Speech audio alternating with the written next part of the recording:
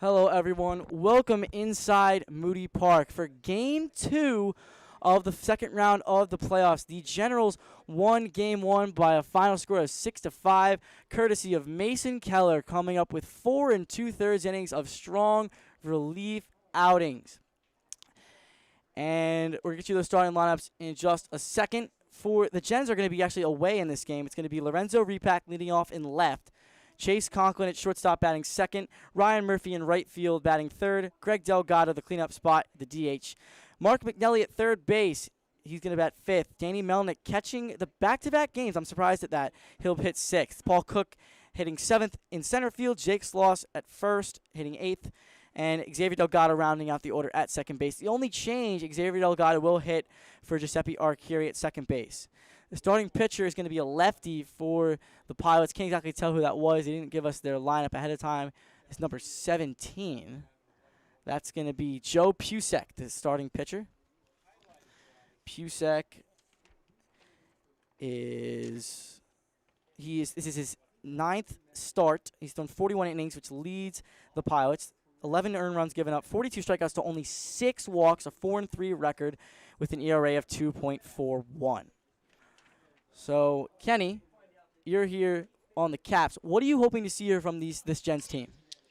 Yeah, I'm just looking for them to be aggressive here. You know, they're an away team here at Moody Park. It's not something they've seen. I saw in the first game the Pilots booted a couple balls around. They can just put some balls in play here in the first, put some pressure on the Pilots. If you can get a run in the first, the Pilots are chasing you. It'd be big for the rest of the game. For those of you that don't know, you were the all-star, I would say shortstop on that team. You're not really a shortstop by trade. You're second base, but you played everywhere for the Caps. I would say you were probably the leader of that team. You played the Pilots so much. What do they have to bring to the table? The Pilots are just a really good all-around team. They have some really good pitching. Their ace, who I assume through their first playoff game, is absolutely gross. There was a lot of off-speed pitching, and then they have some guys who just absolutely mash the baseball. Some of the furthest balls I've ever seen hit were hit here at Moody Park. One of their kids crushed a ball over the scoreboard earlier opening day. So, That's that right there. As Lorenzo Repack stands in, the first pitch from Pucek is in there for a called strike. You got guys like Vinny DiNicola and Kyle Richards that can hit home runs. I believe Vinny DiNicola led the ACBL in home runs and RBIs as the 0-1 to Repack is a breaking ball right there. Actually, it's going to be a little bit low, 1-1. So the Gens won 6-5 in the game 1 as Repack takes down low 2-1. So what is your approach here? Obviously, you're up 1-0. This game, it's not a must-win game, but you don't want to come back and play a third game at their park tomorrow. Yeah, if I'm the Gens, this really is a must-win game. Going to the Pilots field at Drew, it's not necessarily a great field. It's a little bit far of a drive for a lot of our guys. So just playing here in Moody Park where you feel comfortable under the lights would be huge for them. A 3-1 pitch. Oh, that's a strike on the outside corner. Repack didn't like that, and it's a full count to leadoff batter. Now, after, as you said, Winston Allen, and after Capuano, as the 3-2 pitch is, he got a little Japanese swing right there. He swings and misses at that one. That's a strikeout. As a Repack, 1 out. So, obviously Winston Allen and Chris Capuano, but there's not really much after these two guys. What do you think the Gens are going to do right here in this game? I don't know. They're going to have to get to this guy early, though, because that was an interesting sequence there. Lead off. I'll talk about that after Conklin here. He's showing early. He's majority off speed. First I think it was 0-0 and 1-0. He went off speed to the leadoff hitter, and then just an off speed pitch there to lead off to Conklin. Conklin takes down low 2-0. Now you and Chase, very similar guys, both scrappy, but you both can hit the ball for power when you need to do it. As the 2-0 pitch to Conklin's in there for a strike. If you're facing, you're usually a leadoff batter, but if you're hitting second and you're facing this kid, what's your approach right now? If I'm Chase, you have to know this guy's just throwing all off speed. He's throwing back-to-back off-speed pitches here. There's another one right there. Especially lefty-lefty, you just have to have an opposite field approach, even if you're ahead in the count, because this guy's just throwing spitballs left and right. He looks like, in my opinion, he's not going to be a guy who's going to walk a lot of people, but he's just going to throw a lot of off-speed and force you to get yourself out. Count even up at 2. Pucek into the windup, fiddling around in his glove. The 2-2 pitch. Fastball, that's going to be popped up on the infield. Romano went back for it, but Boslin calls him off, and he's going to make the catch, and there's 2 away here in the first. So, Kenny, talk more about that. You talked about the lefty-lefty matchup. Obviously, I mean, as a left-handed hitter, you're not going to see lefties that much. But how difficult is that to face that? Yeah, seeing a guy like this pitcher here, lefty, one who's throwing a lot of off speeds is tough because you know that if you try and pull a ball, you're just gonna roll over and throw it out. And then what he did there with Conklin was, as that ball was fouled away to the right side, is that he set him up with the off speed pitch and he snuck a fastball high and Conklin was late. He's really pitching behind, which just means starting off with off speed pitch and then coming back with a fastball. Even though his fastball is probably in the mid 80s, it looks a lot faster when you set him up with the off speed pitch. And that's got to be frustrating for the Gents that they've seen Capuano just throw fastball after fastball as the 0-1 to Murphy is taken inside 1-1. I mean, so let's talk about your Capitals for a second. So you guys finished 4th in the Wolff Division, but you would have been in 2nd place in the Kaiser Division. I mean, what made your team so special and make this year so memorable? I think just the guys I was with. Coach Young was great for us all year. He helped us out, did whatever we needed to do. Ocean, of course, helped us reach out to a bunch of colleges if you were looking to transfer. Just the atmosphere we had with the guys was great. We had a lot of games where we just struggled to hit, and that's frankly why we're not in the playoffs right now. We had a big scoreless drought. I think we went 30 innings one time without scoring, but just meeting the guys was great.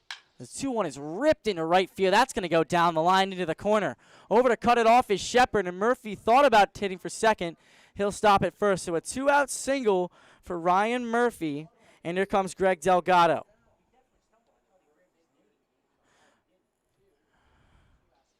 Yeah, that was a great approach there by Murphy. Even though he's ahead in the count 2-1, just took a fastball opposite way. That would have been a double, but he actually tripped going around first base. Going to first base. Okay, good. I thought he was coming up a little lame around first base. And if Ryan Murphy comes out of this game and is done for the year, that's a huge red flag for this Gents team. First pitch to Greg Delgado was taken for a strike down low. And Delgado, not to put you on the spot here, but Delgado hit an absolute moonshot off of you guys in the final matchup between the Gents and Caps this year. Yeah, I don't think I've ever seen a baseball go that far. That ball must have gone at least 380, 390 dead to left field. As Delgado fouls one back here. I think it was his 3rd home run on the year. And I want to see him get one more because I think he can hit the pole out there and left. The pitcher he was facing there, John, too, was similar to this guy here in the pile. It's just a lefty, does a lot of off speed, so get ready for something possibly in this game. The 0-2 pitch. Outside, ball 1. Delgado able to lay off that one. So Greg heading to Nova Southeastern after transferring from Mercer County, being a JUCO All-American in the Region 19 Player of the Year. 1-2 pitch is on the outside corner, called strike 3. Delgado didn't like that one. Second strikeout of the game for Joe Pucek, and that'll end the inning. No runs on a hit, no errors, and 1 man was left. We go to the bottom of the 1st. Gens nothing, Pilots coming up.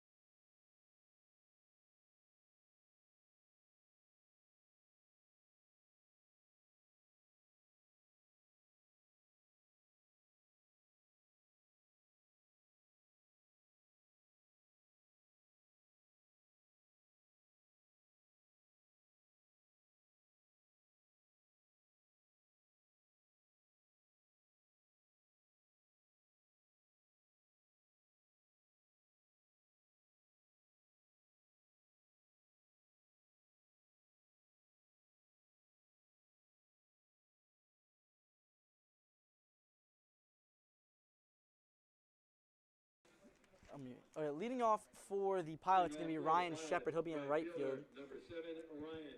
And in game one, we went 1 for 5 as he takes inside ball 1. Game 1, he struck out twice, singled and scored. Actually struck out 3 times and grounded to second. As Curley kicks the pitch, is grounded to second base. Delgado, up with it, snags the high hop, and he retires Shepard. 1 away here in the bottom of the first. That was a classic Moody hop there, John. Just dirt looks hard, hit the ground, and that ball almost hopped over Delgado's head. I mean, great recovery though. I mean, that ball. I mean, you're out there. I mean, Delgado's about, I would say 6 something, maybe 6 foot even. He's 4 inches taller than you are. I don't know if you're making that play at second base, Kenny. I'm jumping, I'll tell you that. So here comes Jimmy Romano. And Curley kicks the pitch. Down low, ball 1. So the thing with Hunter Curley is he's going to give you innings. He's going to shove, but he's not going to strike guys out. Only 21 strikeouts on the year versus Joey Sheets, who has about 40, I would say. 44, he takes ball 2 inside. He's going to get ground ball outs and let these batters get themselves out. 2-0. Swung on, grounded to third base. McNelly up with it. Throws across. He takes the loss off the bag a little bit, but he recovers. And just like that, there's 2 away here in the bottom of the first.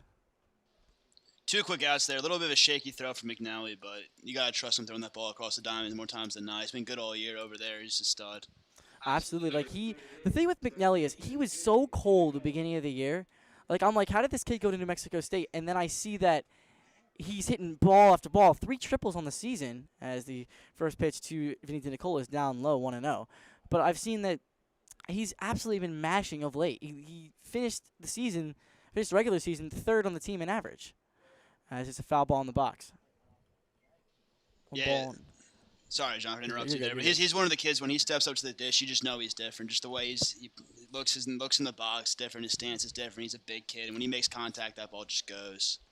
And just the way he carries himself, he's coming up there knowing he's going to get a hit. And that's the difference between good ball players and great ball players. If you go up there thinking I'm going to try and get a hit versus I am 100% going to hit this ball to the moon, that's just the difference. It's just the confidence and the mindsets. That's what baseball is. 3-1 pitch. Just inside. The count was 1-1. Count is now 2-1 on DiNicola. Scoreboard's wrong. Curley working quickly. The pitch. Swung on, hit to deep left field. And Repack just watches this one. An absolute moonshot of a home run for Vinny DiNicola. I've been waiting for him to do that here. His 11th home run of the season. And the Pilots take the early 1-0 lead. Wow. A 2-1 off speed pitch there, and he was just ready for it. Left it over the middle of the plate, didn't change speed too much, and that was a no-doubter. Absolutely. And just that ball flew out of here, and Lorenzo Repack just took a couple of steps back out there in left field and just watched that one fly out of the park. Jeez, it's the first pitch to Kyle Richards is swung on and missed. Wow, the ball was hit far. But Kyle Richards can do the same thing. Curley trying to rebound. The pitch. Swung on, grounded down the third base line. He's down in the count 0-2. Now Curley's not letting DiNicola's home run phase him here. Just kind of minimize the damage. The 0-2 pitch. Swung on, hit to right field. Murphy's heading back, still going back, makes the catch as he backpedals near the track. But the Pilots get a run on the home run by DiNicola. We go to the second. Pilots lead 1-0.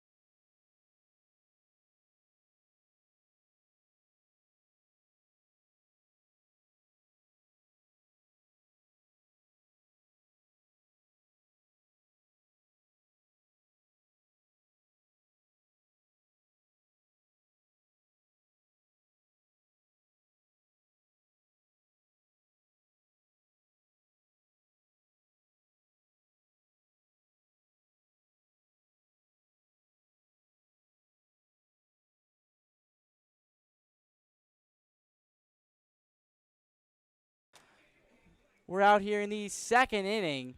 The Pilots have the lead 1-0, and I got to say, that home run by Vinny DiNicola, I still can't believe how far and how high that was hit. That was not a missile home run. That was a towering shot. So to lead it off, Mark McNelly. He is first at bat in this game, facing Pucek. First pitch to him is swung on and missed. McNelly just a tad early. 0-1. If I'm the Gens here, you have to be sitting first pitch off speed every time. He hasn't shown anything else. That was a first pitch change up there. It can be hard to recognize, but you have to sit it. Absolutely. The 0-1. McNelly swings at that one. That was an off-speed pitch, and he's quickly down in the count 0-2. Back-to-back changeups here, John. You think he's going to go to it again? I don't know. I mean, is McNelly sitting changeup right here? We'll see. I think the Gens might struggle the first time through, and then once they've seen him, they're going to tee off. Let's see if you're right. The 0-2 pitch. That was a changeup. And the count will move to 1-2. Pucek working quickly, too. The 1-2 pitch. McNelly takes down low. So, I mean, what do you see that from there? So, you have him down 0-2, and then you throw 2 pitches out of the zone.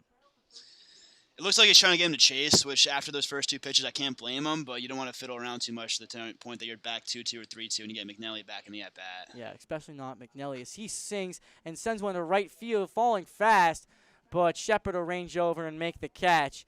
And there's one away here in the second. If you're McNelly now going forward in this game, you have to know you're going to see off-speed pitches going ahead. Those first 2 pitches, he didn't look good. You got to expect it again next at-bat. And he made good contact on that. I mean, it was caught. It was hit a little bit too high.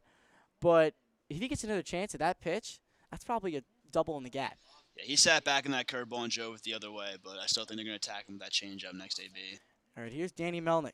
He had 2 hits in the first game as he swings and sends one into the left center gap, and that's going to fall for a single.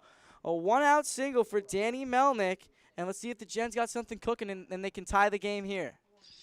Talk about something cooking. Look who's up right now. Paul Cook, Absolutely, John. absolutely. Paul Cook, I would say the offensive MVP. You know, a single, a run scored, and that big triple to tie the game back in the 6th inning. That was huge. Hit it right down the right field line, able to score Murphy and Delgado. What a play. As he's going to try to do this here. The pitch. Paul Cook pops up the first pitch in play. Calling for it is Finley. He's looking around for it. He'll make the catch in foul territory. So Paul Cook unable to do much there as a P2 to the catcher. And just Jake Sloss, the final hope for the Gens here in the second. Paul Cook and Jake Sloss, Hun brothers, both in the Hun together. They're kids that I've played against with for quite a while at Hopewell Valley, playing against them at Hun. See if they can get something cooking here for Delgado on deck. Avery Delgado waiting on deck as the first pitch to Jake Sloss is on the inside corner. Now, Sloss got pinch hit for. He struck out twice. He got pinch hit for by Ben Petrone. He didn't exactly do much better. I mean, he got a couple of guys over, but they didn't end up scoring. As Sloss takes down away, gets away from Finley, and Melnick is going to move up to second base. So that's a wild pitch, and that puts a runner in scoring position. The tying run is at second base.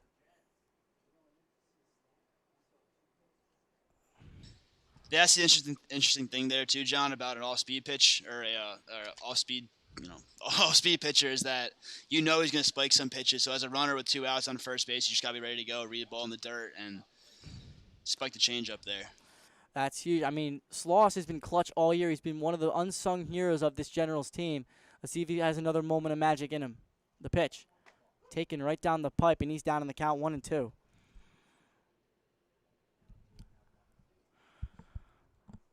Sloss, the UMass third baseman. I think it has played, everywhere in the infield, but I think he settled on third and first. Pucek, the 1-2. Sloss swings a little looper into second over in right field, and Shepard lays out and makes the catch. And that was going to be an RBI single if that ball bounced maybe an inch in front of Shepard's glove. No runs on a hit, no errors, and 1 man was left. We go to the bottom of the second. Pilots up 1-0.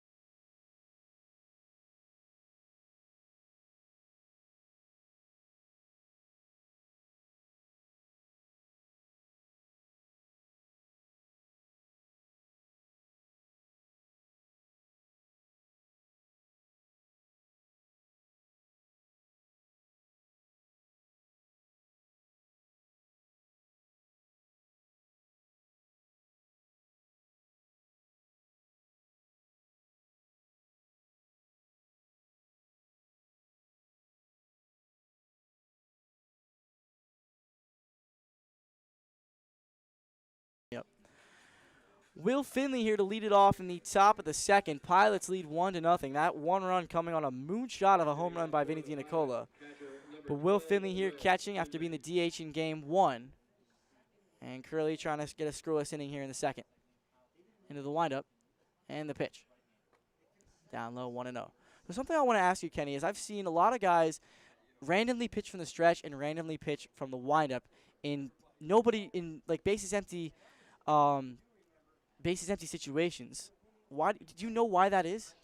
Yeah, a lot of pitchers feel like out of the stretch there's less movement, so they feel like they can control their pitches are a little bit easier. If you see a guy go from the windup and then switch over to the stretch randomly, he's likely a little wild. He thinks getting into the stretch can make him a little bit more calmer and stay in his lane a little bit more. As Finley grounds one to second base, and Delgado boots it. Conklin coming up, but he's not going to throw it down. And that's going to be an E4 on Delgado, and that hurts right there. I mean, you can't give this team outs. You can't do that. And unfortunately, they got one right there. Yeah, Finley, I'm guessing he's not normally a faster guy either, being a first baseman. It looked like he had some more time. Delgado tried to come through that ball almost like a shortstop would. And in second base, you can sit back a little bit more, take your time, rush that a little bit. Do you notice that when you're playing second base? Do you take that into account? You know, there's a runner on. The hitter up is not very fast. I got time. I can, get my prep steps in and just make the play. Oh, of course. You have to know who the runner is. I mean, if you have someone that runs a 6'7", 60, getting down the line, you might have to come through the ball a little bit quicker, throw the ball on the run, be quick. But when you know you have Finley's a big guy, big, strong kid, but he's not necessarily the fastest. You can take your time a little bit. It looked like you didn't have to rush that ball. Absolutely. 1-1 the count on Brendan Lowry. The pitch. Called strike on the outside corner. And he's down in the count, 1-2. Sloss holding on Finley.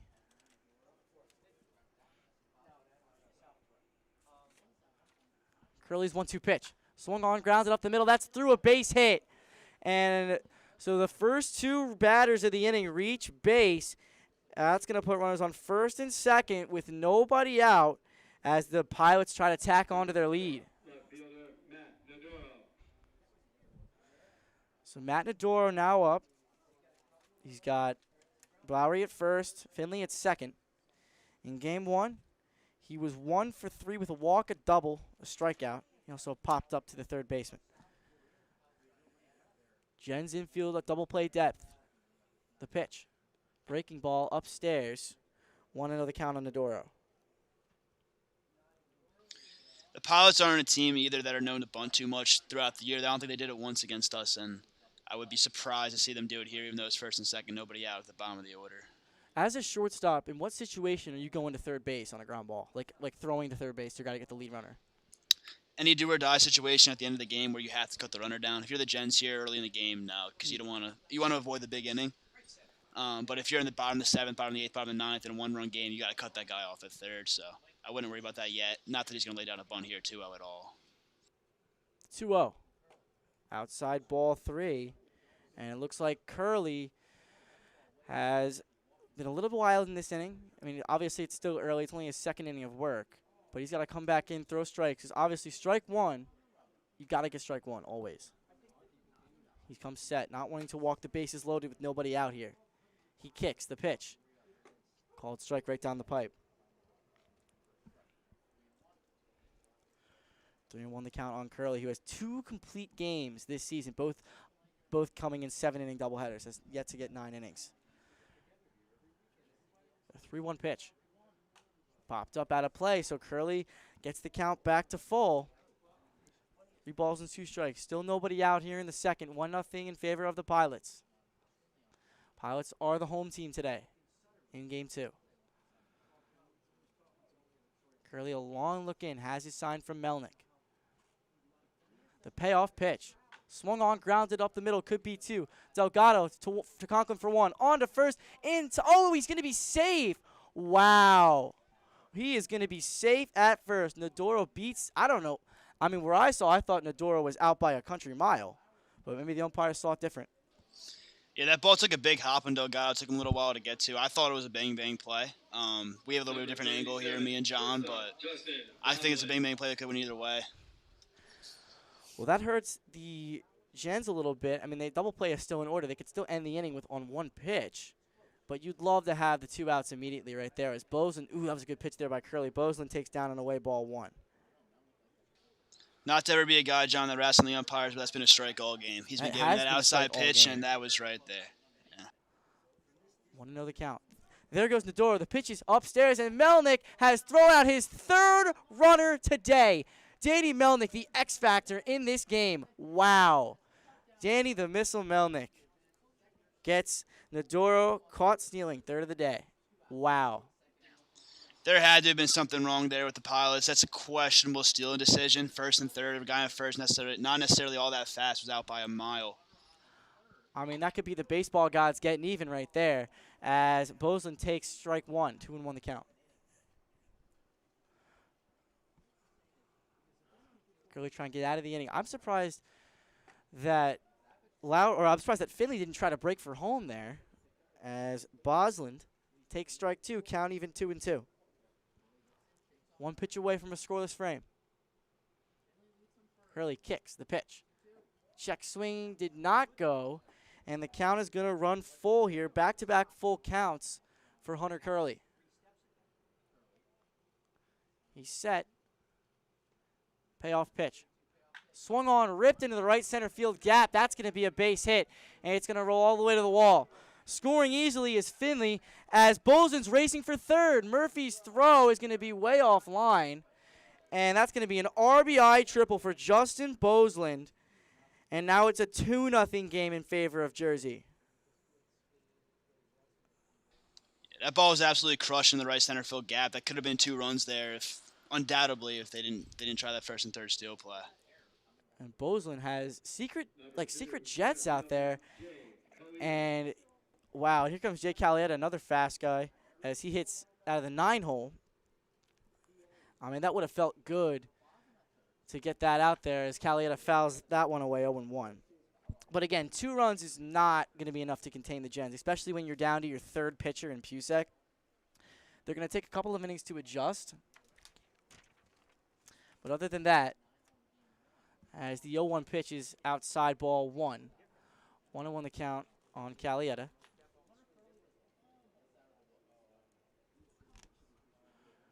Bozeman takes his lead off first. You don't want to make this a 3-0 game. The pitch. Popped up, down the left field line, out of play. Ball and 2 strikes. What does Hunter Curley need to do moving forward to, minimize these hits, minimize, runs at all? I think he's just need to keep attacking the zone. These Pilots guys, they're good hitters. You're not going to shut him out all game, even though he's had 2 shutouts this year. You knew they were going to get theirs. They're going to get their hits. So just keep attacking the zone, working ahead, and doing what you can to get hitters out because you're not going to strike all these guys out. They're going to get runs. They're going to get their hits. So just to minimize the damage. Calietta check swings did not go around, and the count moves to 2-2. Curley trying to end the inning here. The pitch. Swung on, a little number to 3rd base, but that's going to go foul. And I don't know. I think Calietta might have beaten that out if that was fair. He is a speed demon. Yeah, if that ball stayed fair, McNally had no shot at him. He had a better shot going 4, if anything. Absolutely. So the count stays 2-2. Trying to get the final out here in the bottom of the 2nd. The pitch. Outside ball 3. And I didn't mention this. So just before that pitch, it was 2 balls, 2 strikes, 2 outs in the second half of the 2nd inning with the batter number 2 of. 2s were wild, John. The 3-2 pitch. Swing and a miss. He struck him out. Calietta goes down swinging, and that's going to end the inning. But the Pilots get a run on 2 hits. There was 1 error and 1 man left. We go to the 3rd. 2-0 Pilots.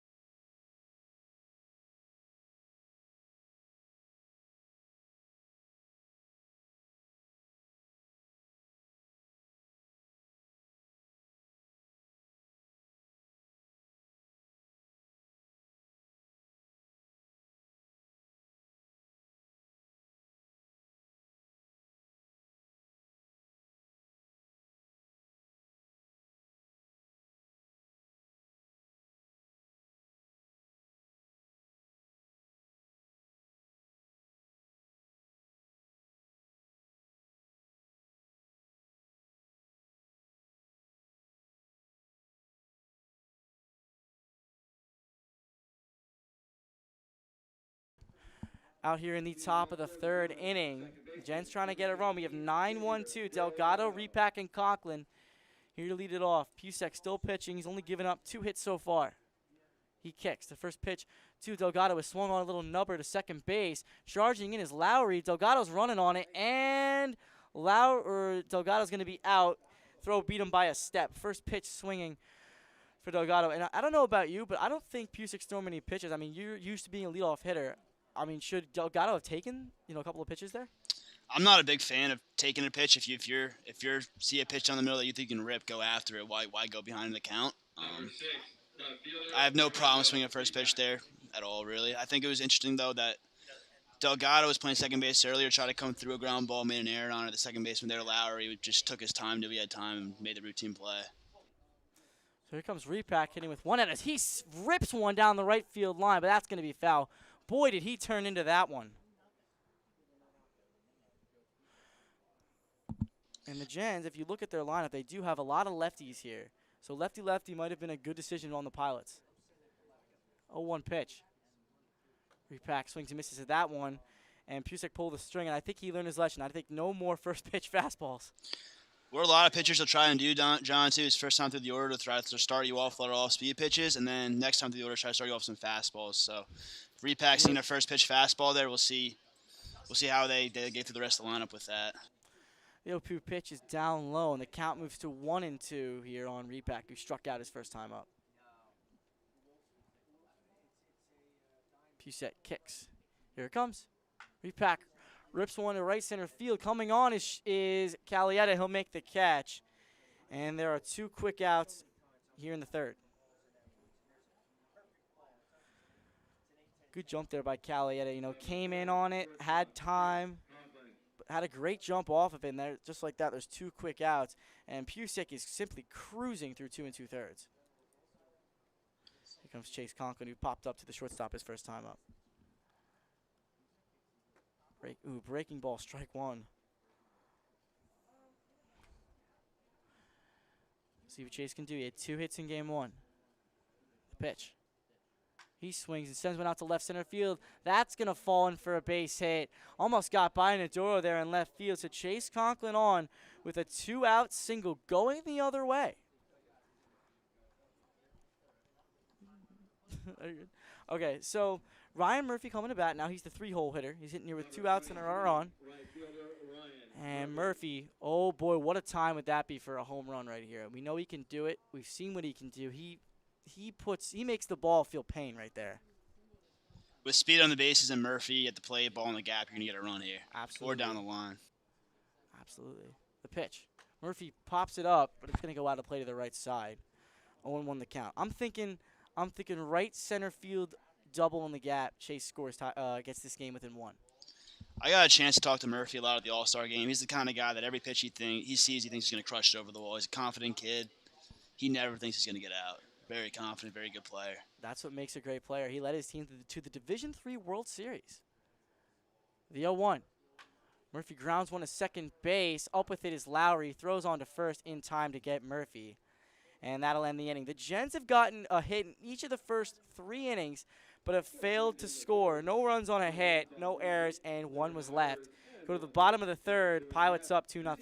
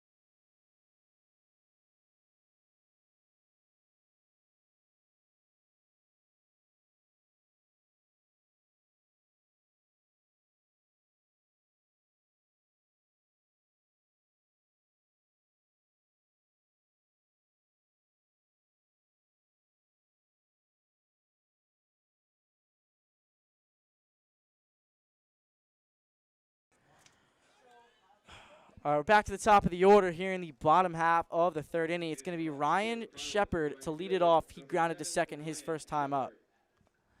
The pitch. He takes down low, ball one. Ryan Shepard made a spectacular diving catch to end the second inning. Could have potentially been a game-tying single. As the 1-0 pitch to Shepard is right there for a strike, 1-1 the count. So Curley's through the lineup once. What do you think the adjustments he needs to make are? I don't think he has to do too much. These hitters have been off balance. This Pilots team overall is just a really good team, so they're gonna get their hits. I think Curley just to pitch to his strengths and say you have to beat me. But this Pilots team, they're gonna get their runs and their hits. 1-2 pitch is a check swing. He did go around. Says no plate umpire. Melnick races back to the backstop. Makes a strong throw. Oh, but Sloss can't get it. It might have hit the runner in the baseline. But that's gonna be an unfortunate turn of events for Hunter Curley. That's a strikeout, but Shepard's safe at first. Yeah, the throw by Melnick at the back of the runner, the where Melnick was able to get the ball, he had no angle to really throw. The runner ran right up the baseline. Just unfortunate play there for Melnick and Curley for the ball to bounce away like that. Isn't there a rule though that like says that you have to be within a certain point, and if you're not like in a certain point in the not running down to first base, you could be out if the throw hits you? I think you can't be on the left side of the bag. You can't be running on the grass. Okay. You also can't like put your arm out to block the ball. But yeah, where he was there was nothing wrong with that play. Just an unfortunate play by Melnick. No argument by the Gens. So that's a runner on first, leadoff man on. Here comes Jimmy Romano as he swings and fouls it back, and he is down in the count. No balls and 2 strikes. Romano grounded to third his first time up. And he's from one of the bigger schools in the ACBL that do commit. You don't often see, ACC and SEC commits not in the Cape Cod League or the Northwoods League. As Curley steps off, trying to figure out what he's going to do here. He's got Romano down in the count 0-2. He kicks and comes home. Swung on, and did Melnick get it? No, he did not. So the count will stay. No balls and 2 strikes. You mentioned a lot of Melnick catching back-to-back games. You think part of that pass ball there's fatigue, John, or just tough pitch to block? I don't know. I mean, I couldn't tell you. If there's a ground ball to third base, could be 2. McNelly will go to first for 1. He'll get Romano by a step. Shepard heads on down to second. And, wow, I thought that was going to be 2, but Romano has got some wheels. Yeah, Romano had a good lead, good secondary, and he got over to second base quick. I think that's a good play by McNelly to know who's running, get the out, and just move on and try to get these next 2 hitters. Well, now you got Dina Cola, who, homered his first time up. How does Curley attack him now? The pitch. Swung on a rip to third base. McNelly gloves it, throws on to first base, and a great scoop by Jake Sloss. Good play all around. Dina Cola rips it over to third. McNelly picked it, and then Sloss had a pick of his own. Good play by McNelly there, just a body to the baseball. If he gets out of the way there, that's a run automatically. So just knock it down and make the throw over to first. That's a huge play, especially with, Dinicola and Richards coming up. You don't want to get down into a 3-0 hole. You want to get a run here in the top of the fourth. You got to get through Richards to do it. As the first pitch to him is grounded to third base. McNelly can't get it. It's off of Conklin's glove. Shepard will stay at third. And Chase Conklin saves a run right there. If he doesn't hit that with his glove, Shepard's going all the way around. Yeah, that's a terrific play by Conklin there. You knew you had no chance of getting an out, but he really laid out there with a tough hamstring, just doing what he can to save a run. You can see him limping back to shortstop now. He really went all out there, saved the run. Those are the kind of plays that can ultimately win you a game, especially in the playoffs. Absolutely. Chase has really been banged up all year, and the fact that he's still out here in early August after being banged up probably since mid-June shows some commitment. So runners on first and third here, 2 outs. The pitch swung on, popped up down the right field line. Murphy gives it a look, but it's going to go out of play, and the count moves to 0-1 on Finley, who reached on an error and scored his first time up. Got to get this out right here. I don't think Richards would go, as the 0-1 pitch is down and away, 1-1.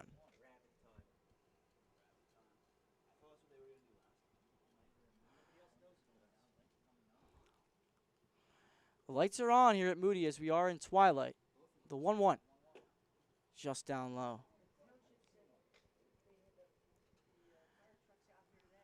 I know the Gens would rather just win it right here. They don't want to go to Drew University to play Game 3 tomorrow at 2 o'clock. We will be streaming that game if necessary, but hopefully it's not. The pitch. Outside. Finley checked his swing. Did he go? No, says the base umpire. And now, Curley's falling behind 3-1. Do you think Finley's going to be swinging here if he gets one down right down the pipe? Yeah, if Finley gets one, he's going to unload here. I don't think Curley has to give it all here, first and third. Make pitcher's pitch. If you walk him, get the next hitter. 3-1 pitch. Finley fouls it off in the box, and there you go. Full count again. The third full count Curley has gotten to in this game. I don't think he's gotten a lot of pitches, but I think his pitch count might be up there, maybe 50, 60. Probably around 50 or 60, John. But here, 3-2, 2 outs. The runner's going to be off. If I'm Sloss, I would actually play off the bag in his pocket. So if there's a ball down the first base line, you can get. Good idea. There goes Richards as the pitch is fouled off of Finley, and the count will remain full. If I'm ever a coach one day, John, it's 3-2, 2 outs. My first baseman's never going to hold someone on. Right now, where Sloss was playing, and he actually moves off the bag here. On that last pitch, Sloss was holding the runner on. If there's a ball poked right at the first base and the ball's going to get through, now Sloss is actually off the bag, gets some more ground to cover the right side. That's absolutely true. I never actually would have thought of that. Another payoff pitch to Finley. Swung on and fouled again in the box. And Finley is making Curley work here. Curley used to going deep into games. I don't know how far back he's going to go. Now, obviously, there is a deep bullpen. You got Lombardo and Maria to relieve you. Potentially Luke Potts. And a slew of pitchers that can get things done and get outs in this game. The pitch again. Ground ball to third base, to deep third, and it's going to be foul again. And I got to say, Kyle Richards has got to be exhausted. He's taken off from first base about 3 times. He's going to do it again. And the tension stays clear. And out here is huge for the Gens. They stay only down 2. And that's nothing with this lineup. Finley stands back in. Curley set again. Has his sign from Melnick. And another 3-2 pitch. Breaking ball grounded to shortstop. Conklin to his right. Gloves it, spears it, picks it up, throws across, and it gets past Sloss. A run's going to score. Richards is going to stay at second. But Finley is on at first, and that was a really nice play there by Chase Conklin. He, gloved it well. Didn't really have that much time. Got up and threw across. I don't know if that's going to be an error on Chase, unfortunately. But he had a lot of effort there. But now it's a 3-0 game. And that's really unfortunate. And here comes Brendan Lowry.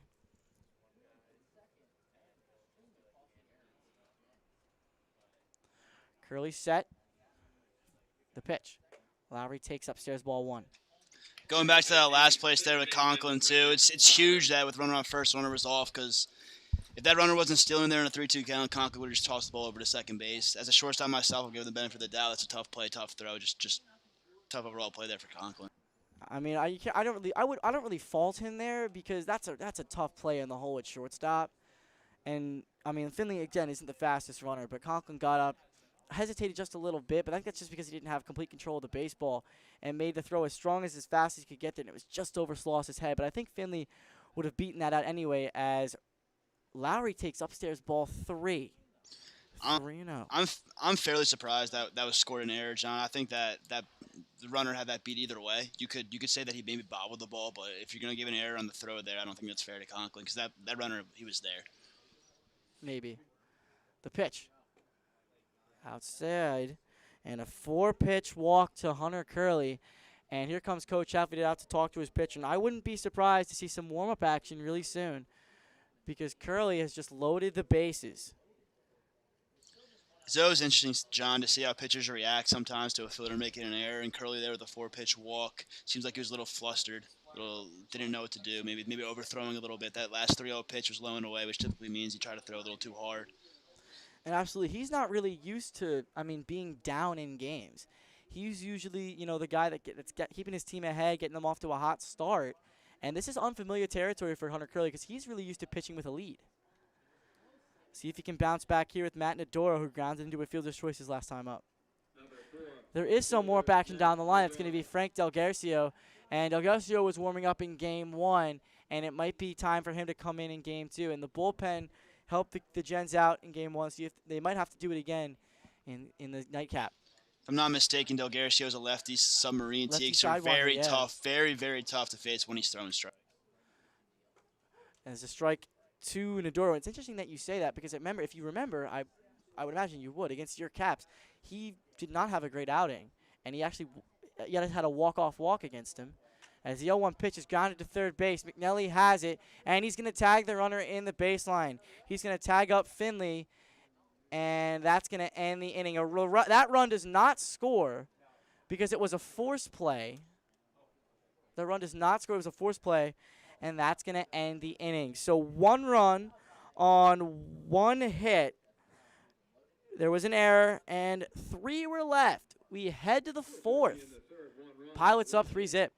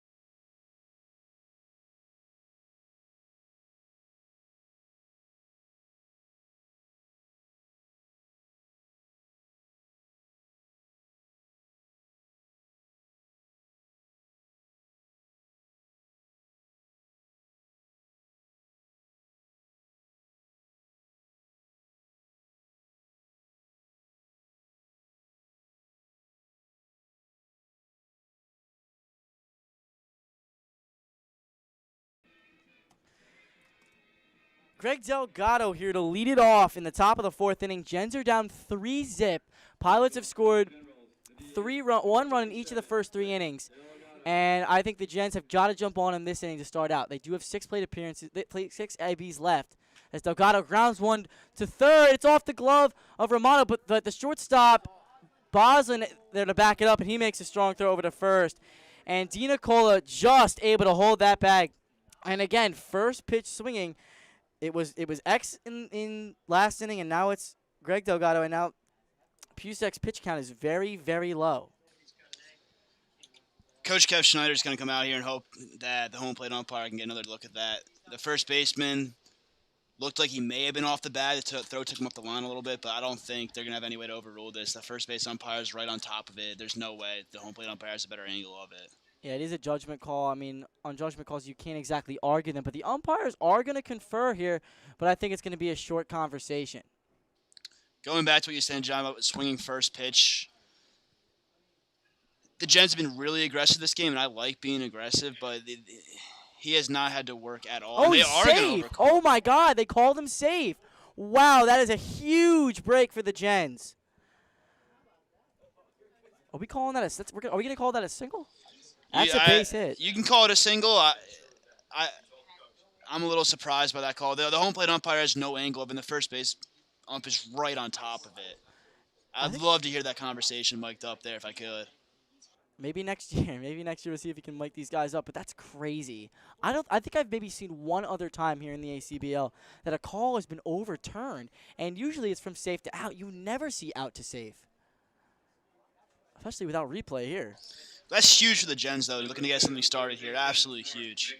Need something. They've yet to get a leadoff base runner today, and that's huge because leadoff base runners pretty much, like, there's probably got to be a percentage. They so much of the time they lead to runs. And even one this inning can help. So Delgado reaches on that single. He's being held on by DiNicola. The 0-1 to McNelly. Down low, ball 1. Not to give DiNicola credit, he's not shown any signs of getting flustered yet today. Tough play there. Little ground ball in the hole, runner on first. He comes right back and throws a strike and a good 0-1 pitch. So we'll see how he bounces back here. McNelly pops one up. That looks to be on the infield. DiNicola under it. Oh, it's going to go out of play, actually. I couldn't really see that. But, I mean, back to what you said about DiNicola, it's really hard to be angry when you hit an absolute moonshot of a home run. I'm going to keep saying that. But McNelly down in the count 1-2. You'd love to see another base hit here. Pucek, the pitch. Outside, just off the black. McNelly, good take there, 2-2. Referring to what I said about DiNicola, John, I'm still learning a lot of these pilots' names. I was referring more to the pitcher. I'm still learning a lot of these guys' names. I'm friends with all the gens here, but the pilots, these guys are new to me. So. Yeah, Pucek is the pitcher. As the pitch to him is popped up, DiNicola gives it a look again, and that's going to go out of play. But you're right about that. I mean, he's given up a hit in every inning, but he's hasn't looked flustered, but he hasn't really had to deal with runners on base. Only one runner at a time so far in this game. Really minimizing the damage and not getting flustered at all. Someone gets on base, come right back, throw a strike. 2-2. Swung on, a little humpback liner. That's going to drop. And it gets into right field. And, Kenny, I know what you're going to say right here. You saw the second baseman fake catching the ball. Talk about why you do that. The second baseman, they went to fake catch the ball, and Delgado stopped. If Delgado turned right after the ball was hit, looked in the right field, and saw the second baseman jump, he went back to go back to first base because he didn't want to get doubled up. If he had made a read where the second baseman just turned around, looked in right field, Delgado's likely standing on third base right now. Really smart play there by Lowry to jump and fake that he's going to catch that ball because that stopped Delgado's feet. Absolutely. So Danny Melnick coming up to bunt here. We'll see he squared early. Let's see if he does it again. He's here with a new bat as he broke it in game 1. As the first pitch to him was a little chopper to third base. That's going to go foul. So bunting in this league has been a little weird. I mean, we know that you can do it because of all your years at Hopewell, but the Gens haven't really been able to get many down over the course of the season. I think most of these kids in the gens, likely in their high school years, hit 2, 3, 4, 5 in the order and weren't asked to bunt too much. And when here in the gens where everyone's an all-star, I think you're going to be asked to play a different role if you're hitting at the bottom of the order. So a lot of these guys just don't know how to bunt. And when you say everyone's an all-star, literally almost every player in the starting lineup is an all-star in this team. They got 3 all-stars on the bench. That Delgado play, referring back to the first play of this inning, was just ruled an error as well. So he reached on an error, unearned on second base at the moment. 0-1 to Melnick. He takes inside ball 1. Good take. An error on who, though? An error on the first baseman? Error on the... No, it got to be the throw. It's got to be an error on the shortstop. So it's going to be an error on the throw. The throw is up the line a little bit. It took yeah. DiNicola's foot off the bag. I'm still surprised that he was called safe. Melnick waiting. The 1-1 from Pucek. Melnick takes upstairs. Ball 2. 2 balls and a strike on Melnick. And I'm interested to see this at bat because this is the first time, really, that the Gens have had multiple runners on base. And only the second time today they've had a runner in scoring position. If you're the Gens, you got to take advantage of your opportunities. The Pilots aren't a team that I think are going to boot the ball around too much. And you get an error. You get an error here to start off the game. You get a leadoff base runner gifted to you. You got to take advantage of it as the count moves 3-1. So 3-1, I mean, you need base runners. I'm thinking you got to take your pitch. You can't, on a 3-1 swing, you can't pop up. You can't, roll over. You have to have a great 3-1 swing. And if it's just not there, take it.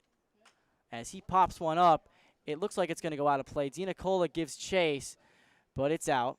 And the count now runs full on Melnick. And just like that, he popped that up foul. I mean, that's why you get 3 strikes. It's still 3-2. But maybe that could have been ball 4. If I'm Paul Cook here, I'm looking for a 3-2 changeup, something he's going to roll over. He's been good locating this off speed all day. I think you got to be looking for this off speed just to drive into the gap in right center field. Melnick waiting. Here's the 3-2 from Pucek. The payoff pitch. Swung on, grounded to shortstop. This could be 2. Boslin to second for 1. On to first. That's going to be in time, a double play, and that's the exact thing you did not want to happen in this inning. 6-4-3 double play, the twin killing. And now you originally had first and second, nobody out. Now you got only a runner on third with 2 down. An absolute twin killer there as McNally actually came up limping a little bit after that slide at second base. That just killer to the Gens. Those 3-1 count, they might get the base loader, nobody out, and it looks like the Pilots might squeak out of this inning here unless Paul Cook can come up with a big hit. Now, Paul Cook has, he's gotten 2 RBIs already today. Let's see if he's got another one in him. A run, even one run is huge. The pitch. He takes a breaking ball for a strike. Count is 0-1.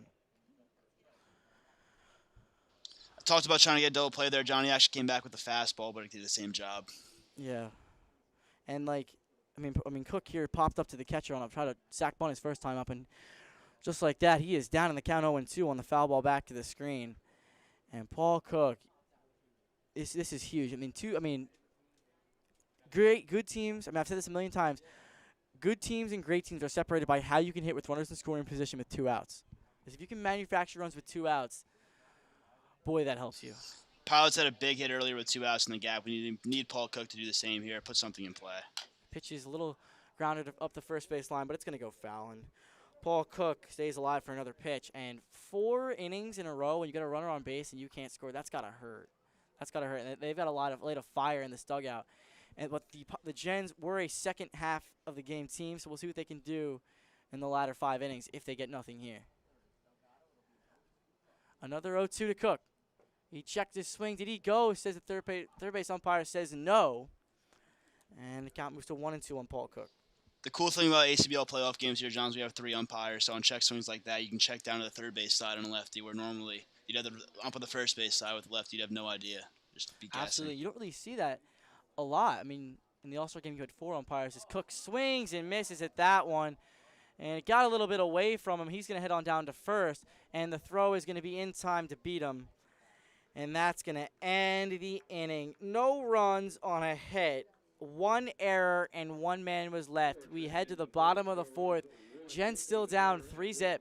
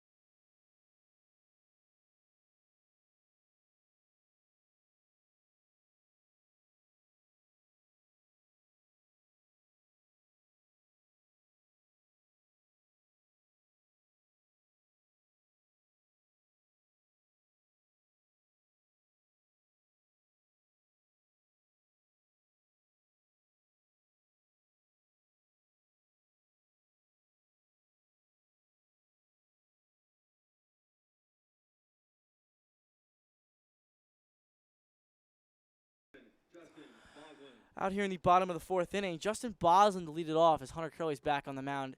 And Boslin takes strike 1. Boslin, as you said, with the 2-out hit last inning, that was Boslin's huge 2-out triple that scored a run as he swings and grounds one to first base. Sloss has it. He'll take it to the bag himself. And there's 1 away here in the 4th. This is a huge inning here for Curley after struggling a little bit last inning. Was managing to squeak away with just 1 run. One thing that the Gens have been able to do this game so far is just really minimize the damage. You look over the scoreboard, they've scored 1 run in each inning, the first, second, and third. So they've been able to minimize the big inning, which this Gens offense is going to come around and get a couple runs eventually. And that's what happened in Game 1. They won by a score of 6-5, but all 5 runs were scored in the same inning. And, outside of that, the pitching was masterful. Different story in Game 2 is Calietta takes strike 1 on the outside corner. 1-1 the count. Maybe 0-2. Actually, it might be 0-2. 0-2 on Calietta. I'm going to say it's 0-2 as the pitch is fouled away to the left side. Now, there's definitely 2 strikes. So 1 ball and 2 strikes on Calietta. Hitting with 1 away in the bottom of the 4th inning. 3-0 Pilots already. In this 9-inning game, Gens won Game 1 by a score of 6-5. And it's the 1-2 from Curley. Down low, 2-2. Gil Garcia's still warming up down the left field line. I wonder how different this is going to be because he doesn't really throw hard, not particularly hard, but it's funky and he has good off-speed pitches. So I wonder like how they're going to adjust from Curly to Delgado when it eventually happens. Yeah, the leash on Curly here is going to be short-lived. If you can get these guys out, this is going to be his inning. But after a walk here, I would not be surprised if the Generals coaching staff gives him about one more batter. Another walk, I think that would be it for him here. 1 out walk, and then you're back to the top of the order. And I don't know, I might pull Curly here, but again, you're only in the 4th inning, and you don't want your bullpen to be in trouble. I mean, because they're obviously you want to win today. You don't want to think about tomorrow, but you may have to think about tomorrow in the sense that as Calietta takes off for second base, and the pitch is fouled off by Shepard in the box, 0-1. I mean, you don't want to start to think about, hey, what if we lose? But you have to keep in the back of your mind, like, who do we have for tomorrow if we need it? Yeah, that's a good point, John. This game's still within striking distance. I don't think you want to concede it at all here, but you do have to save your bullpen. You don't want to use one of your aces for tomorrow. I'm not sure who the Gens would expect to throw into Game 3. I think it was Carter Falsa. He's not here today. He was supposed to go Game 2, but we'll see who they have. As a little number up the first base line is foul, and Shepard is down in the count 0-2. Now, I think they would let him face Shepard and Romano because Shepard he's grounded out and struck out, except for he reached base, though. And Romano has grounded out twice. So I think they let him face these two guys if he gets Shepard and Romano out. But I think you take him out when Dinicola gets up. Curly. The 0-2 pitch is Calietta takes off again. The pitch is a ball. And Melnick has thrown out his fourth runner of the game. Danny the Missile Melnick has really helped out his team here. What a dog that kid is. 2 outs just right there. Thrown 2 in last game, and now he's got 2 here. I've never seen that kid get thrown out. He stole so many bases against us this year. That was a great throw. As there's a ground ball up the middle, Conklin charging. He has it, spins, and has no play. That's unfortunate. Ryan Shepard is going to reach base. Here comes Jimmy Romano. But, I mean, that comes coming from you as Calietta never gets out. The stolen base king of the ACBL. That's a lot. Yeah, Calietta's a speed demon. I know I might have had more stolen bases than him this year, John, but Calietta is really fast. That was a perfect throw by Melnick, and it had to be a perfect throw to get him. Anything less, he was going to be safe. I thought my heart dropped for a second. I thought Conklin might have dropped that. I got a little bit scared, but thank God he didn't. There's 2 outs as Romano swings and sends one out to left field, but he's got room as Conklin goes out, but Repack will make the catch. And that'll end the inning. And look at that, the first scoreless inning of the night for Hunter Curly. No runs on a hit, no errors, and 1 man was left. We go to the bottom of the 4th inning, or we go to the 5th actually. 3-0 Pilots.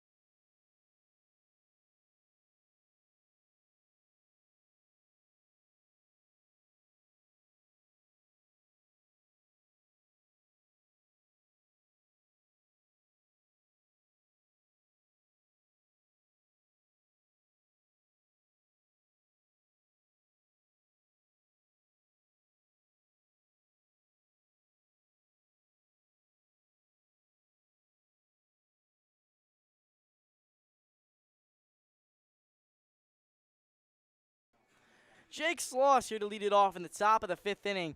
And right here needs to be a turning point. The Gens have 8-9-1 in the order. As the Phillies win 7-6, which is good for us. Half a game back of first place, John. Absolutely, as the Nets lost tonight. Ring the bell. Yes, sir. As Sloss takes ball 1 inside. He flew out to right his first time up, and we're almost nearing the 3rd time through the order, and Pucek's still out there with a low pitch count. The 1-0 pitch to Sloss. Swung on, fouled off in the box. And the count moves to 1-1. And lefties, John, in college baseball that throw primarily off speed, this is what they do. They don't throw many pitches. They throw strikes, and they force hitters to get themselves out. I don't think the Gens have struck out much at all today, to be honest with you. And the Gens really just rolling over. The weak fly ball is right field, and rightfully so. I don't blame them. It's tough facing a lefty who's throwing a lot of off speed, especially with the quality pitches like he is right now. Absolutely. Going back to what you said about the strikeouts, he has 3 today. 2 of them are swinging, 1 of them's looking. So, I mean, you expect that to Chase, but he's gotten a lot of ground outs and a lot of weak pop-ups on the infield.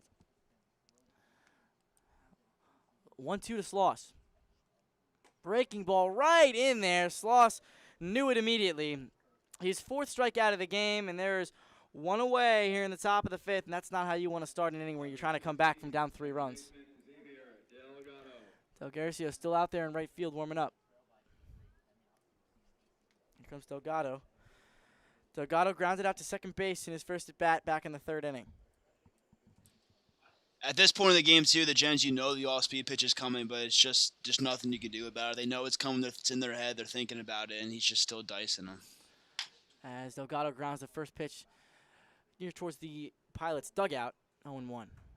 Now, I mean, again, I don't know if Cartafalsa can pitch tomorrow, but, I mean, you got Jason Ramirez to pitch tomorrow, I mean, potentially. McNeil can go, Maria can go. You got a bunch of guys who can go. As the 0-1-2, Delgado's grounded down the left field line, but it's going to be foul. Just a little bit foul, and that would have been huge.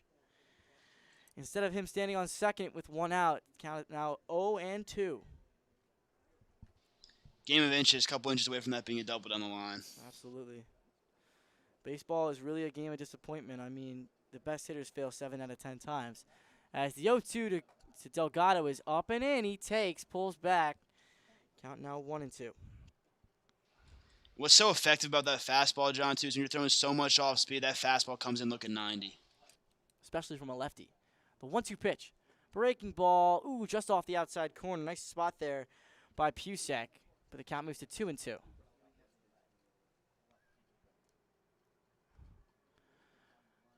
Game moving right along here as we go into the darkness here in Ewing, New Jersey. 2 balls and 2 strikes on Delgado. He calls time. Pucek taking all the time in the world just to throw a pitch, but Delgado wanting to reset, get back in the box, and give his team the best chance to win. The 2-2.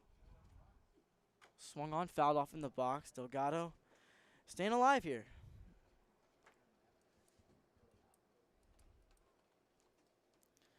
Good at bat by Delgado here, but I really think he should just take this opposite field approach. All these foul balls are going to the left side. Really just try to poke something the other way.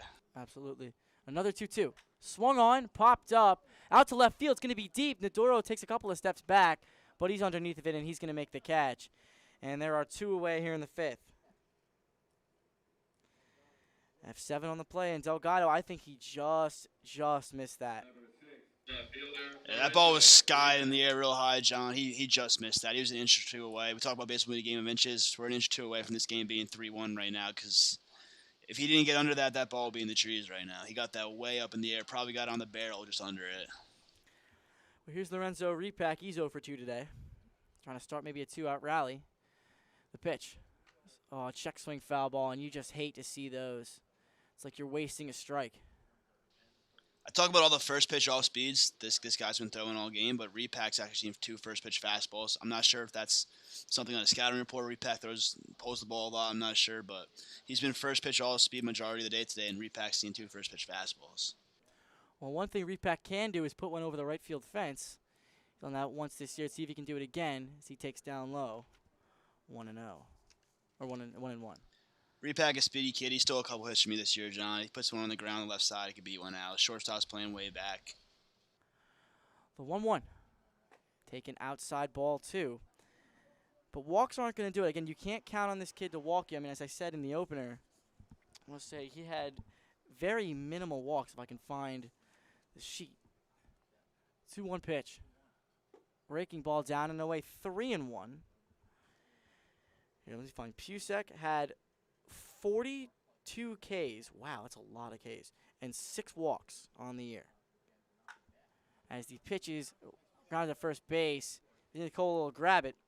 Step on the bag, and that'll end the inning. 1, 2, 3 go the Gens here in their half of the fifth. We go to the bottom of the fifth inning. Gens down to the Pilots, 3-zip.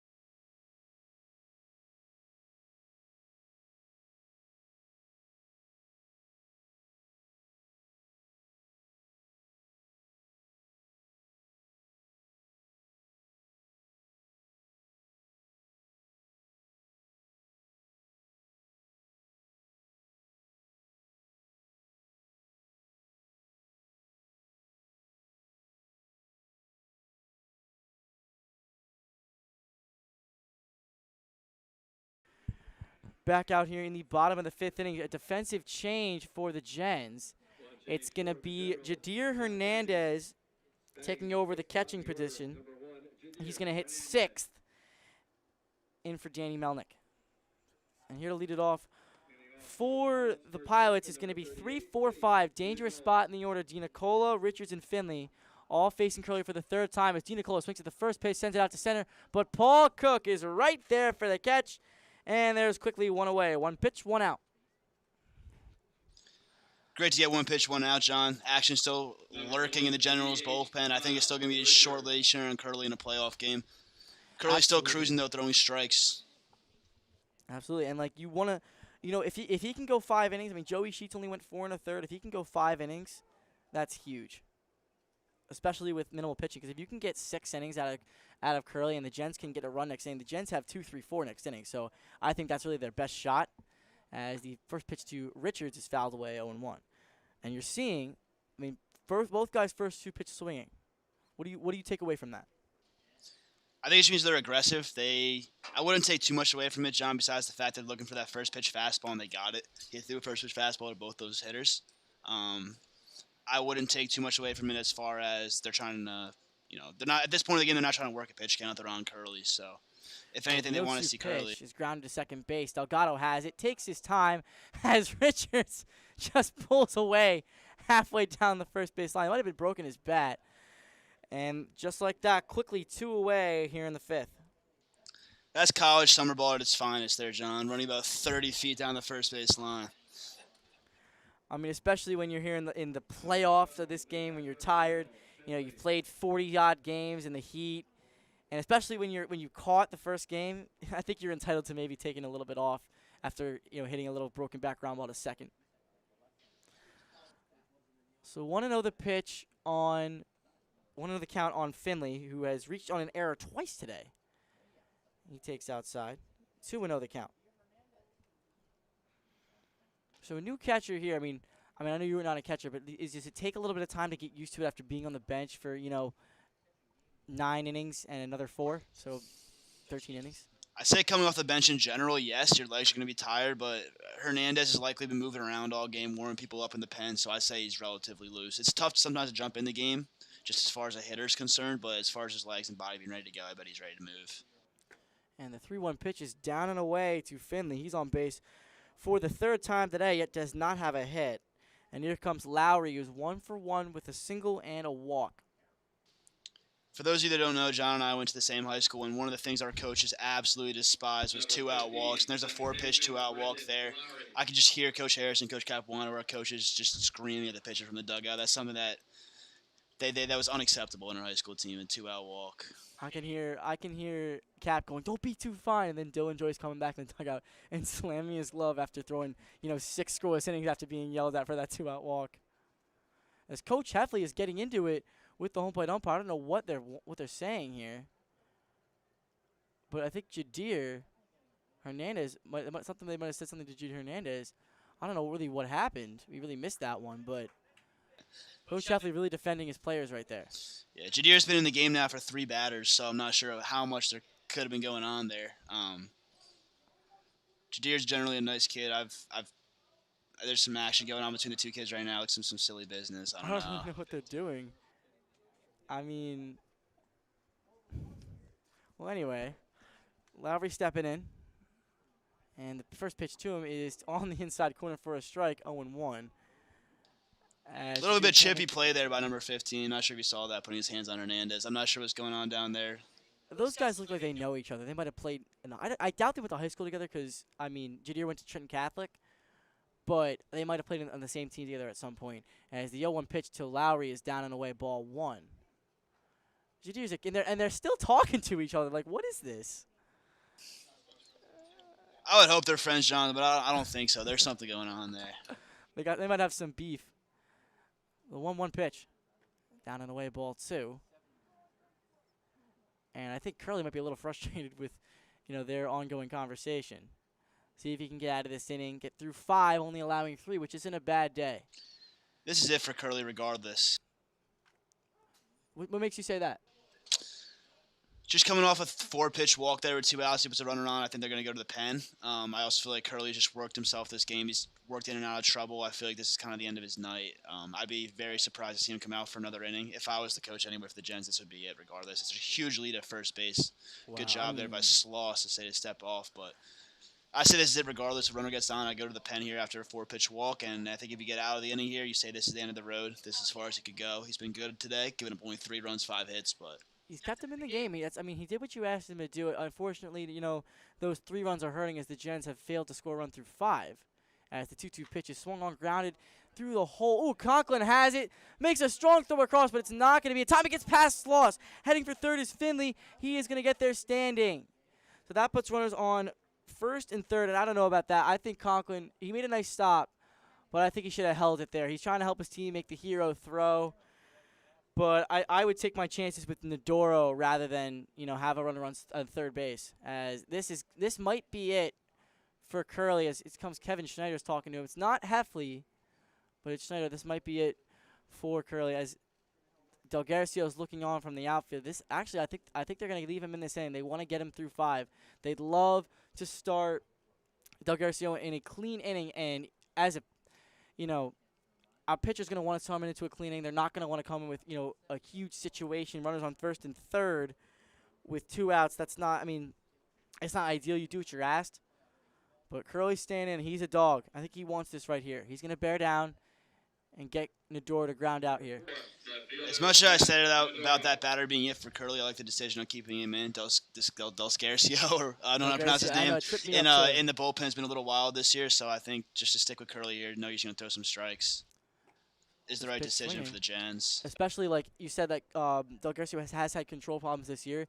You want to start him off in a fresh inning because if his first pitch isn't there, if it's a pass ball, that's another run. Great point, John. The 0-1. Swung on, sent out to left field. Repack has it. He is in its sights. He has room, and he makes the catch. Wow, Nadoro really drove that one, but that'll end the inning. No runs on no hits. There was an error, and there were 2 men left. We go to the 6th. Pilots still lead 3-0.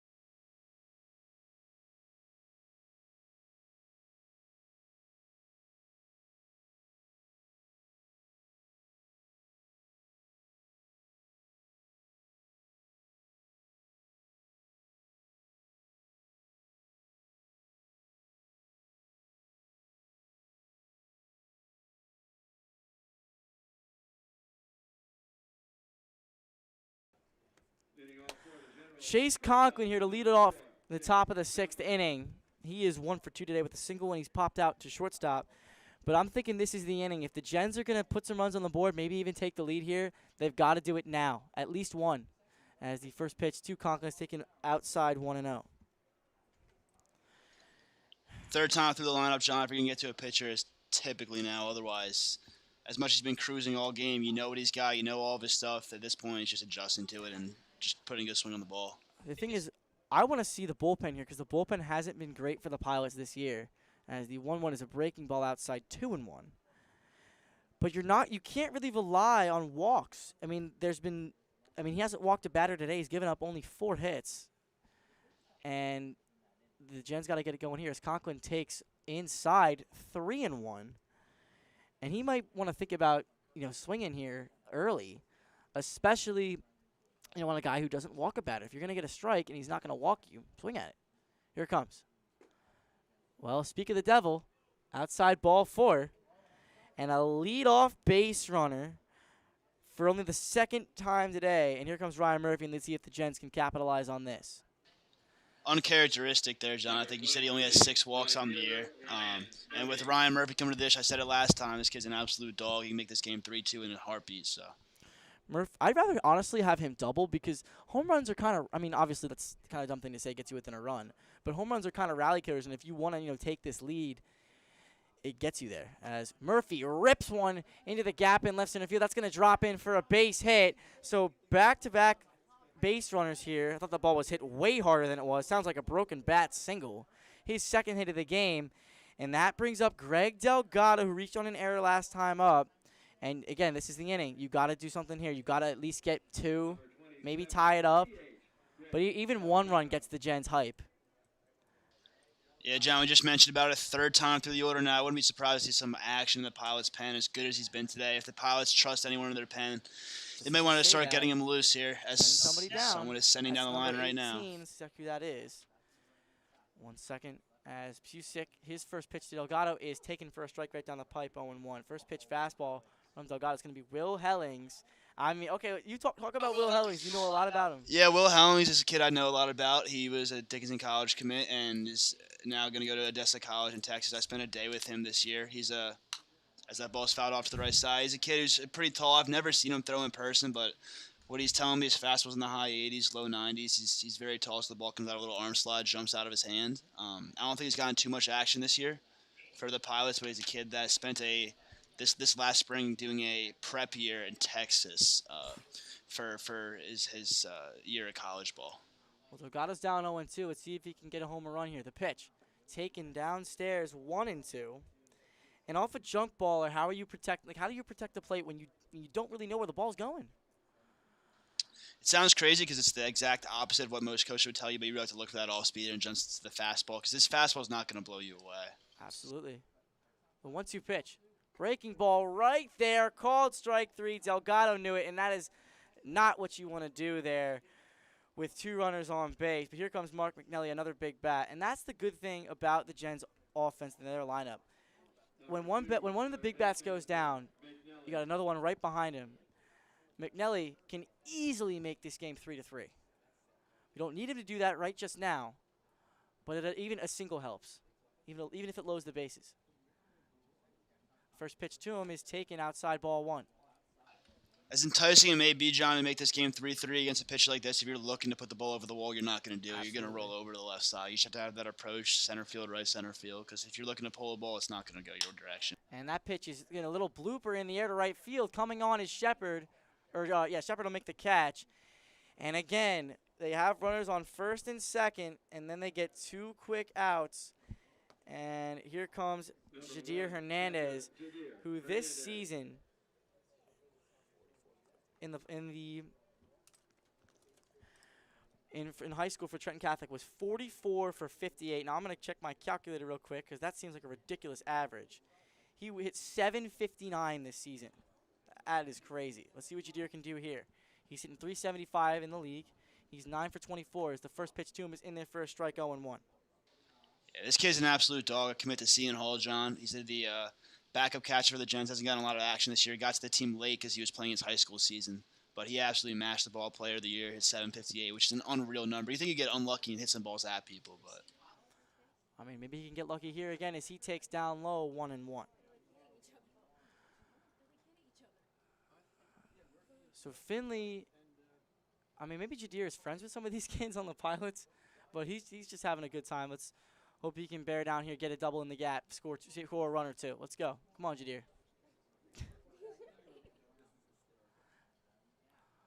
1-1 pitch. Oh, big hack there. And it looks to be a throw on the first base there.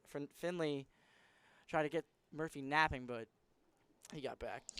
one thing I want to mention, John, just as a player myself, coming out of high school, it's got to be tough to face college pitches because you don't see all speed pitches like this in college, especially at Trent Catholic. You're not facing kids that are just all speed. You know, you're going to see the fastball. So this has to be a tough adjustment for Hernandez.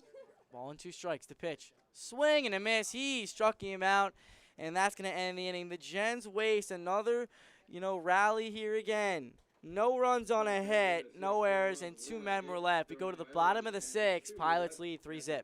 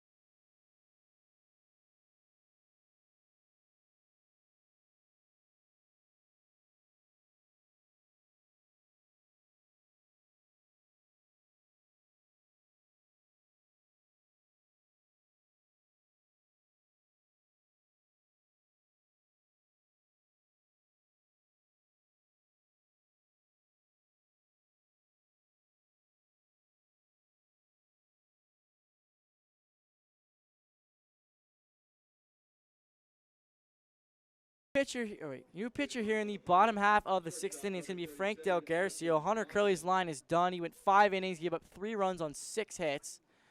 As the first pitch to Justin Bozen is a strike 0-1. Bozen today is 1 for 3. Delgado comes into today. This is his 11th game. He's thrown 16 innings. It's their strike 2 to Bozeland. 16 innings, giving up 7 earned runs, striking out 22, walking 11. He's a 1-3 record, 2 saved, and a 3.93 ERA. As Bozeland fouls that one away, count remains 0-2. When he's throwing strikes, John, he's really hard to hit. He gets wild sometimes, but if he's on, he's throwing strikes, especially lefty-lefty. This is a tough matchup. 0-2 here. The pitch. Swing and a miss. He struck him out. Nice curveball there by Delgado. And there is 1 away here in the 6th. That was a great pitch. Made him look silly there, fishing down in the dirt, John. Absolutely. So Jay Calietta today has struck out and walked. He's also been thrown out by Danny Melnick. And the pitch. Swung on and fouled the way to the left side. Did you personally face Delgado? I did. He broke my bat. I got a broken bat single up the middle. But did he break my bat or did he break your bat? He broke my bat. Jack Haynes, my fellow teammate, his bat broke. But As the 0-1 pitch is outside. Ball 1 to Calietta.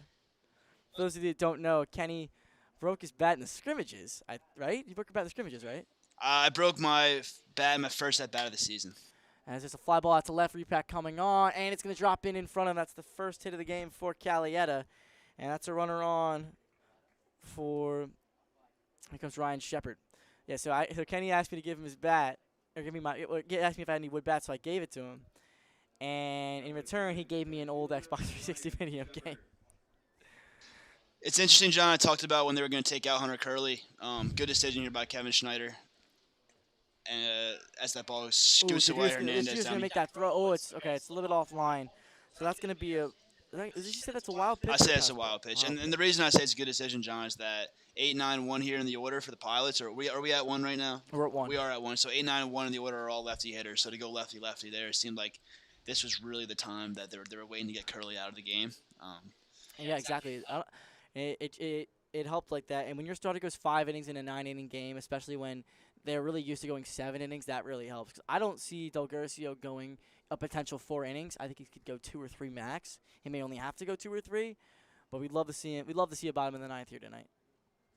As the 1-0 pitch to Shepard is blocked in the dirt. Nice play by Hernandez, and the count goes to 2-0.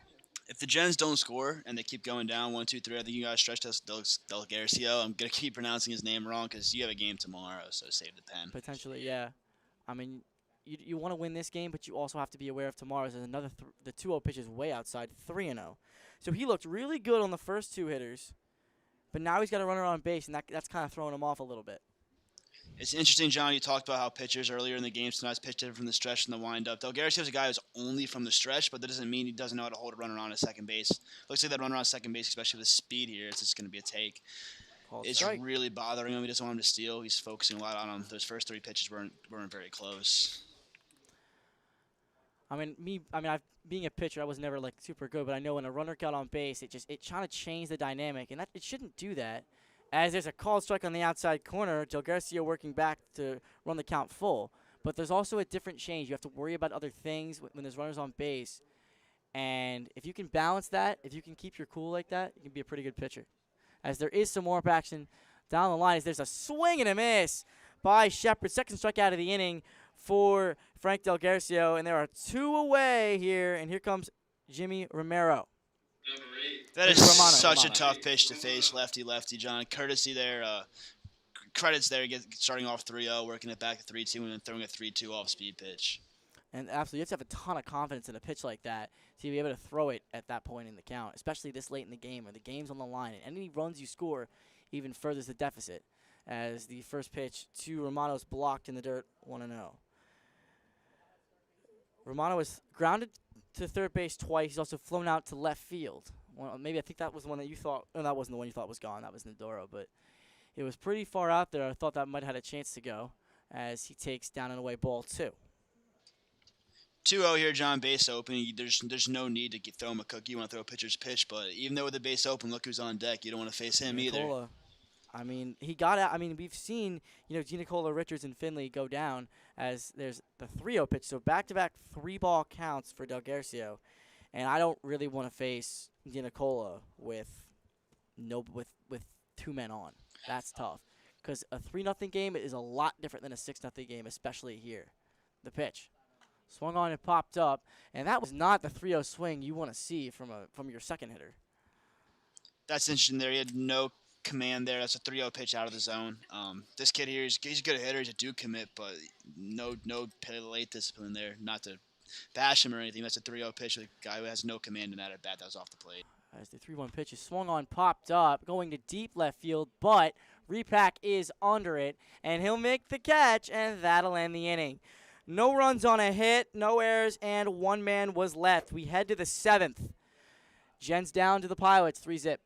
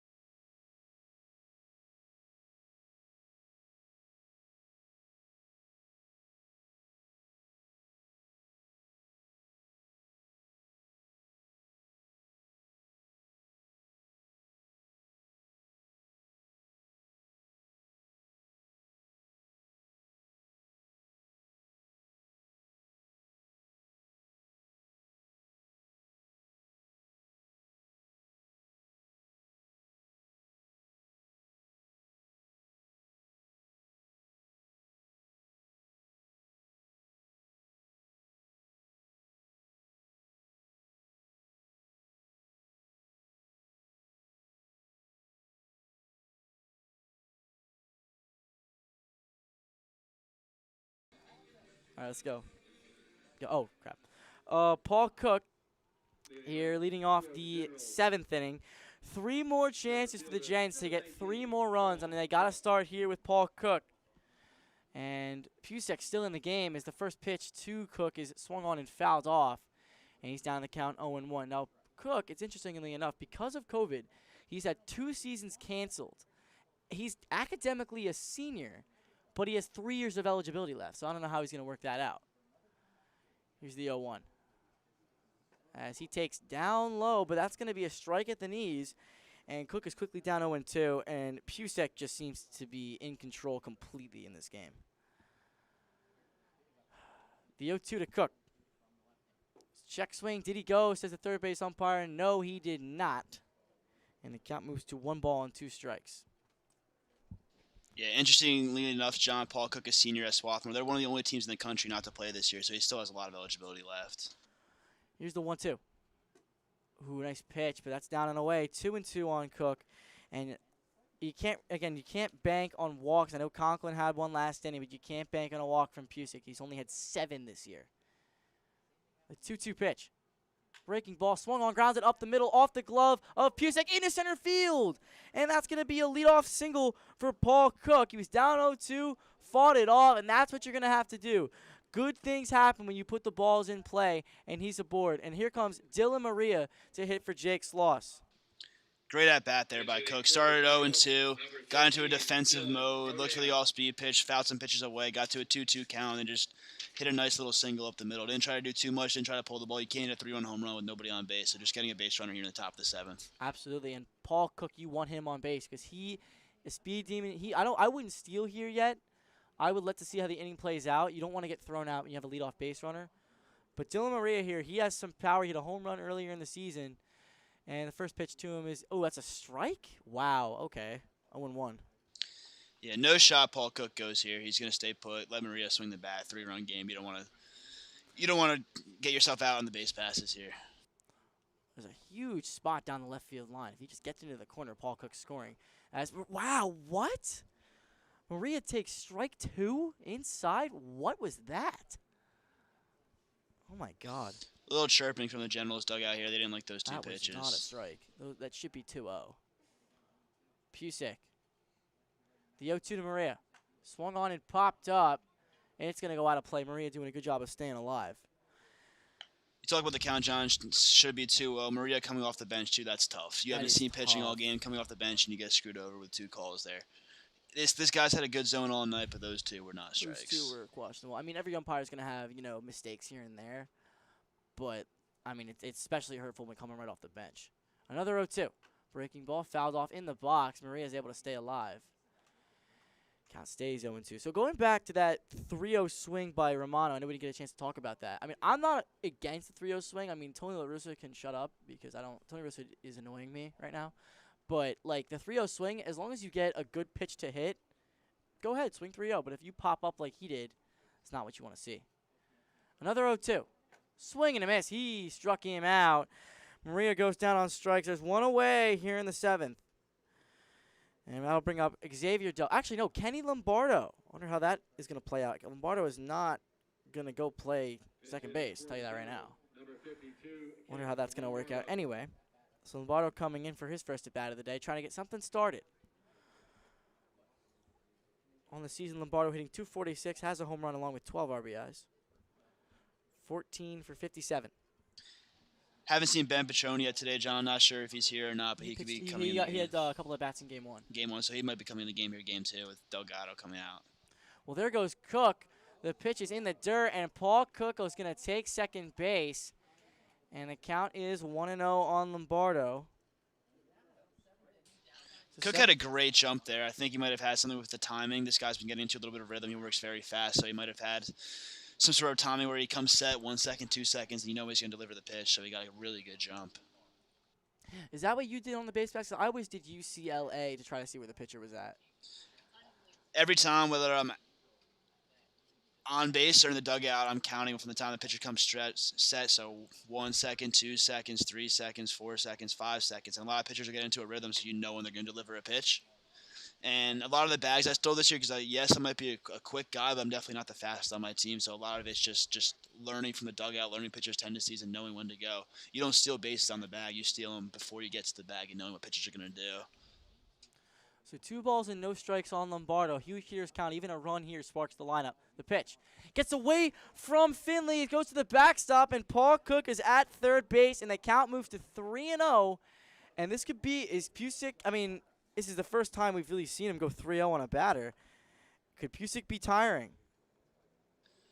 Not too much action in the pilot's pen. There's someone walking around down there doing some band work, but there's no one throwing yet, no catcher. And I can't imagine. I would love to know how many pitches he has. As the 3-0 pitch is a strike. Lombardo wanted that walk there. Not going to get it. 3-1. Lombardo looking for a walk there. Can't blame him. You want a base runner, but 3-1 against a guy who's had great command today. You gotta be ready to swing here. Especially when contact, a certain amount of contact gets you a run. As he pops one up, and that's going to go out of play. So that moves to 3-2, and that's not what you want to do right here. You don't want to pop one up. The worst thing you want to do right now, like at the very least, hit a fly ball out to left. Deep enough to get Paul Cook, and most things are going to be deep enough to score Paul Cook. With the infield back as well, John, a ground ball can do the trick. You just can't have a strikeout here. Yes, it's a 3-run game, but to get on the board can do something mentally for this Gens ball club. Pucek kicks the 3-2. Swung on, sent out to left field. This might be deep enough to get the run home. Nadoro makes the catch. Cook's breaking for the plate, and the throw is going to be late. Paul Cook scores, and the Gens finally are on the board here in the 7th. I mean, they're still down by 2, but even a run helps. Granted, there's nobody on and 2 outs. We'll see what they can do next inning. They are at the top now as a sac fly for Lombardo. And here comes Repack. The Gens were down in this game earlier. They were down 5-3 in game 1 in the 5th. And they came back to win 6-5. Let's see if they have another comeback win in them here. Interesting note there, John, on that ball. That ball was not hit all that far, and that throw in from the left fielder was very weak. There wasn't much on it. That's something that can come and play later with a little single to send a runner. First pitch to Repack is down low. And go back to what you said. The left fielder is usually out there. I'm not going to say all the time, but usually the left fielder has a weaker arm than the center and right fielders. As the 1-0 pitch is outside 2-0. Yeah, I'm not sure if he had a little bit of trouble seeing that ball, but he most times on a sac fly, a left fielder's going to try and come through that ball and catch it on the run to throw home. He didn't have much momentum coming in. 2-0 pitch is he's hit on the ground to first base.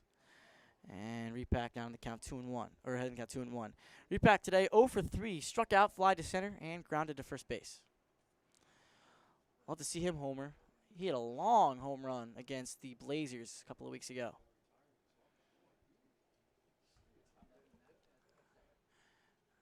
2-1 from Pucek. Breaking ball turns in, does Repack, and that pitch is a ball. 3-1. See if maybe the 2-out rally here. I mean, the leadoff man on. Yeah, get some speed on the bases here with Repack would be huge. Here it comes.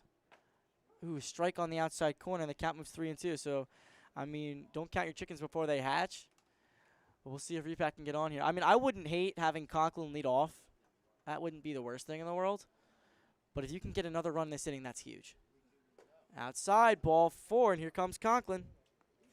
Conklin's 1 for 2 today with a walk, a single, and he popped out to short. Jen's finally showing some life here, John, on the top of the 7th. It's been a quiet day so far. Get a runner on first, steal second, pass ball to get into third, get a sac fly, good baseball around, and then working a 2-out walk there and a 3-2 count there by Repack. Just a good overall at bat. I mean, look at this right here. So Romano at third is really far back. I don't know how Chase is with bunting, but I don't know if he's hurt as he takes strike 1. I know he's hurt right now a little bit, but if he pushes one up the third base line, that's a hit. That's a hit every single time. And I'd love to see him do it and maybe see Murphy up to try to, take the lead with the homer. But the 0-1 to Conklin, ooh, that wasn't a strike. That was maybe, I guess up. 1-1 the count. Must have been a little bit up, John. I'm similar to Conklin in the way my body's built. I'm the kind of player. I'm definitely laying one down here and giving Murphy a chance with runners on base. No disrespect to Conklin, but he's not the kind of guy who's going to tie the game up 3-3 right here with a home run. So just get on base what he needs to do. Absolutely. He takes strike 2 on the outside corner. I want to see Chase rip one down the right field line right here. That might even score Repack. The pitch. Conklin swings and fouls it away. A little bit more of an excuse-me swing. Bounces around in the bleachers. And that's how you stay alive right there. I mean, that's something you were great at I mean, still are, obviously. I mean, you just flick your bat head out there. It goes foul. It goes foul. You know it's not a pitch that you want to swing at fully. But if you can just get it foul and make him give you something to hit, that's huge. Especially with a tough off-speed pitch there, too. That ball starts down the middle and is tailing away. Just flick your bat at it. Good swing there by Conklin. As much as it didn't look like a good swing, that's a great swing. Another 1-2. Conklin swings and grounds one to second base. Lowry has it. Throws on to first in time to get Conklin. The Gens do get on the board here in the top of the 7th inning. They do it on one hit. There was no errors, and one man was left. We head to the bottom of the 7th. It's time to stretch here at Moody Park. Pilots lead 3-1.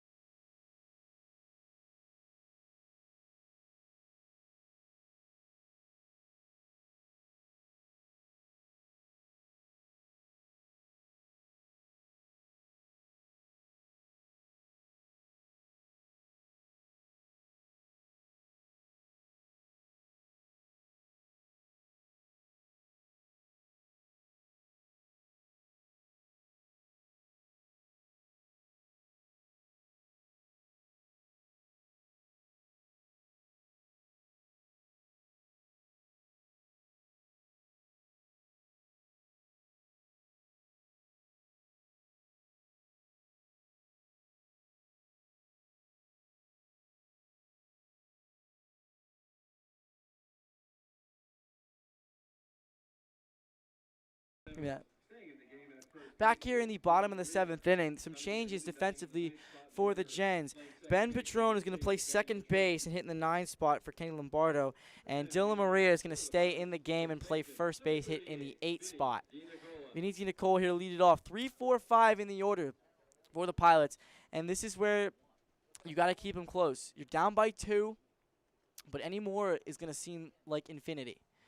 As the first pitch to DiNicola is outside for a strike on the outside corner, 0-1. DiNicola today has homered. He's also grounded to third and flied to center. So DiNicola, Rogers, and Finley are some fierce hitters, and you don't want to get behind them. So 1-1 here on DiNicola.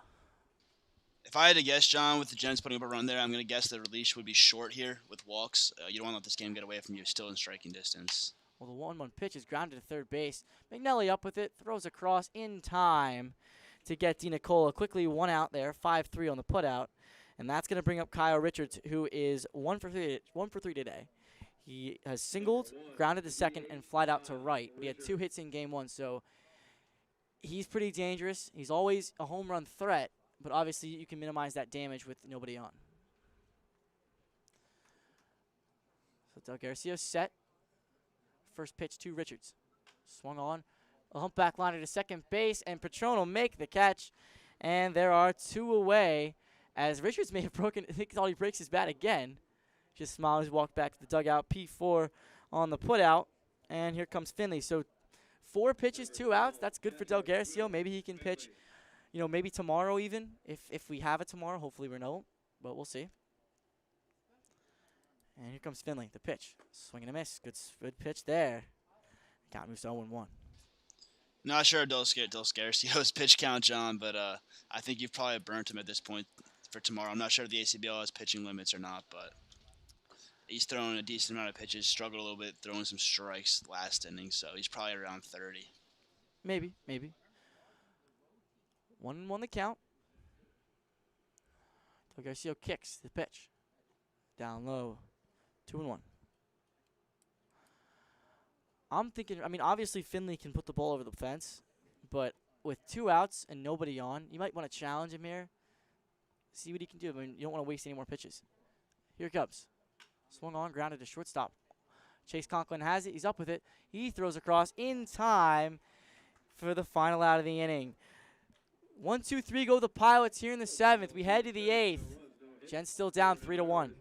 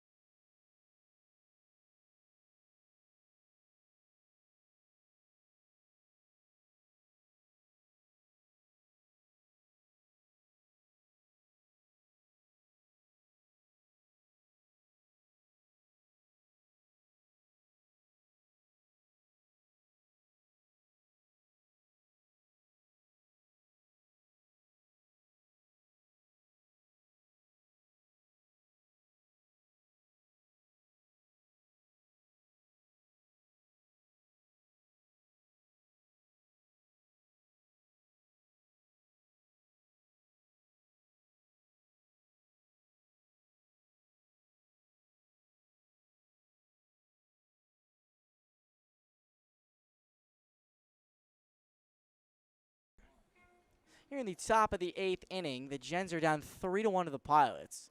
There is a change for the Pilots. Kevin Johnson is going to go play left field and hit in the 7th spot for Matt Nadoro. So I think this is going to be a really big inning for the Gens. They got Murphy, Delgado, and McNelly, who, I mean, Murphy has 2 hits today. Delgado's reached base once, and McNelly has a hit today. But Pucek's 3rd time through the order, actually 4th time through the order. See what they can do here is the first pitch to Murphy is outside 1-0. That's something we haven't seen a lot of John today. I don't know if it's a sign of fatigue, but just a fastball missing way to the left side, arm side. Don't want to look too much into that, but that's not something we've seen yet today on a fastball. Well, the 1-0 is a big swing and a miss there from Murphy. And right here, you do not want to make a mistake. Obviously, you can afford it being up 2 runs because if he goes yard, it's only a solo shot. But Murphy's got to stay within himself. I know he wants to homer. But you stay within yourself, you get on base, and you see what Greg can do. The pitch. He takes strike 2 on the outside corner, and now he's got to protect. Murphy did not like that call at all. He threw his hands up in the air. He's got to protect here. Ump or not, you got to know his strike zone. His strike zone is strike zone for today, so you got to protect. He's got to keep his head on straight. He's had a problem with that a little bit this season. Got to keep his composure. The 1-2 from Pucek. Breaking ball, swung on and missed, and Murphy goes down on strikes, and he is tossed. He is tossed. I wonder who's going to go out. I mean, that's not what you want to see. I mean, Murphy might be suspended for tomorrow, and that's going to kill you. That might kill you tomorrow. Anyway. That's unfortunate, John. That's just he pointed his bat at him. He knew it was coming. He was asking for it. That's just not a team play. If I'm a teammate right now of Ryan Murphy, I'm pretty mad. That's not something you want to see from one of your teammates. And that's a tough loss. I mean, there's a first strike, check swing strike 1 to Delgado, and I know I don't know if you were at that game. I think you were when Jake Kimmick got thrown out from center field, and they made him sit the second game of that doubleheader. But I don't know if Murphy's going to be eligible tomorrow or not, as there's a breaking ball in there for strike 2. And this just doesn't seem like the Gens' night. When the 3-4-5 is just so frustrated like that, it might be a dogfight tomorrow, hoping they can still, pull something out of their hat, get to it. But it's not looking good right now. The 0-2 to Delgado.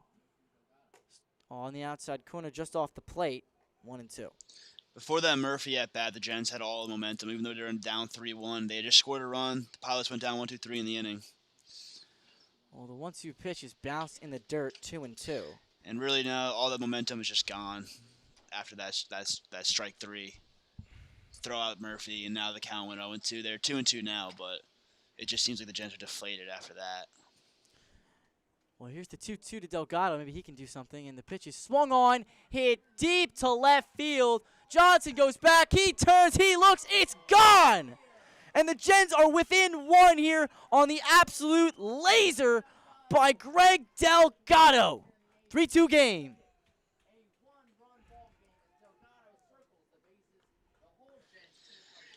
He hasn't made a lot of mistakes today, John, but that was one right there. Fastball, middle cut, little high, and Delgado was not going to let that ball waste that ball at all.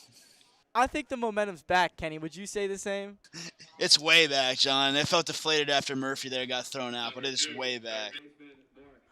That ball was pieced to left field.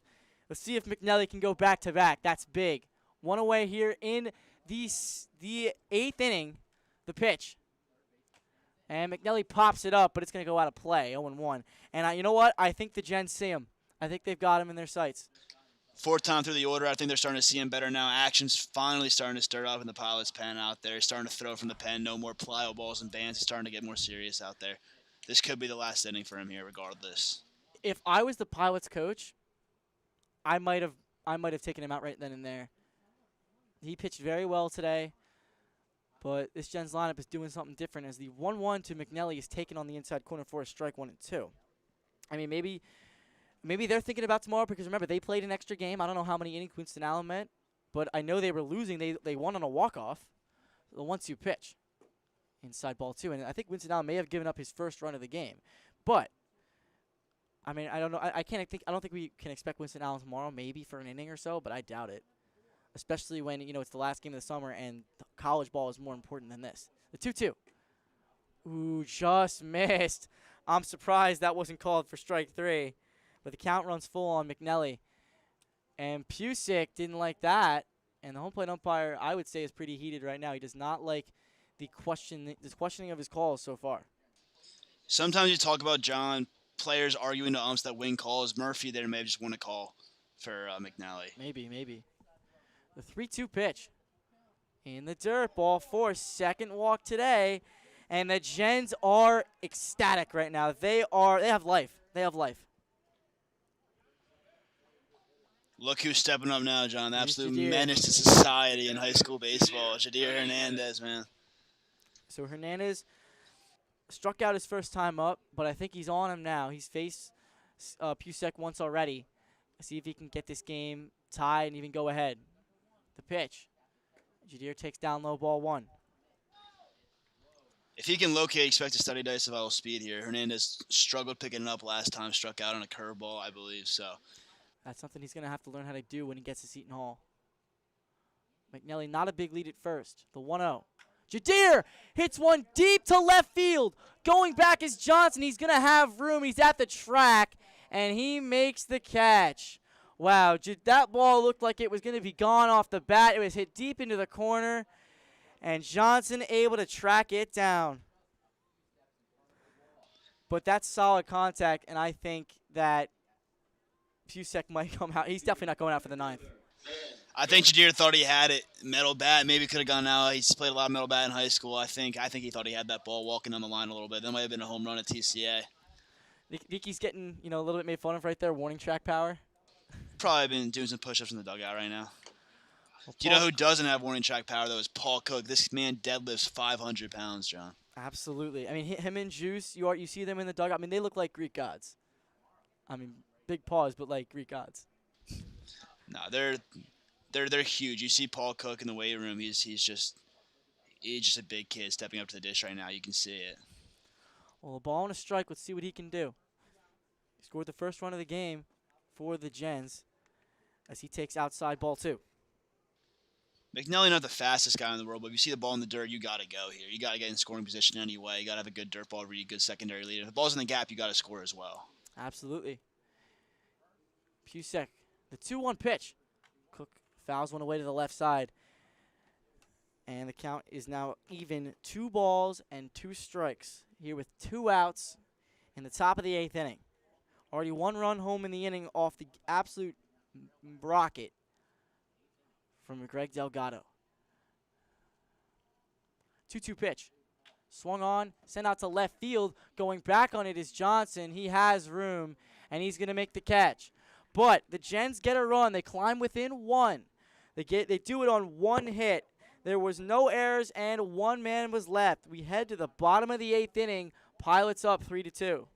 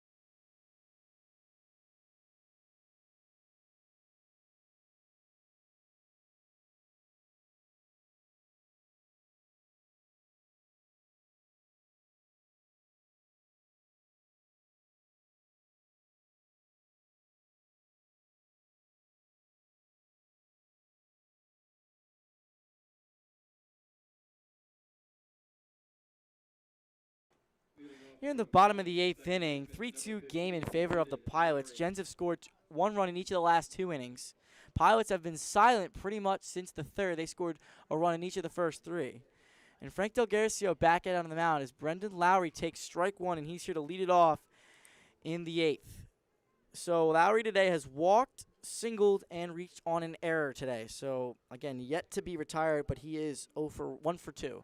And he takes strike 2 on the outside corner. I got to tell you, Delgado has looked phenomenal through his first 2 innings.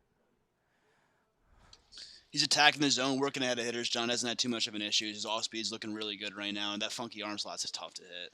And the 0-2 pitch is cut on and missed. Down goes Lowry. Third strikeout of the game for Delgado, and there's one away here in the 8th.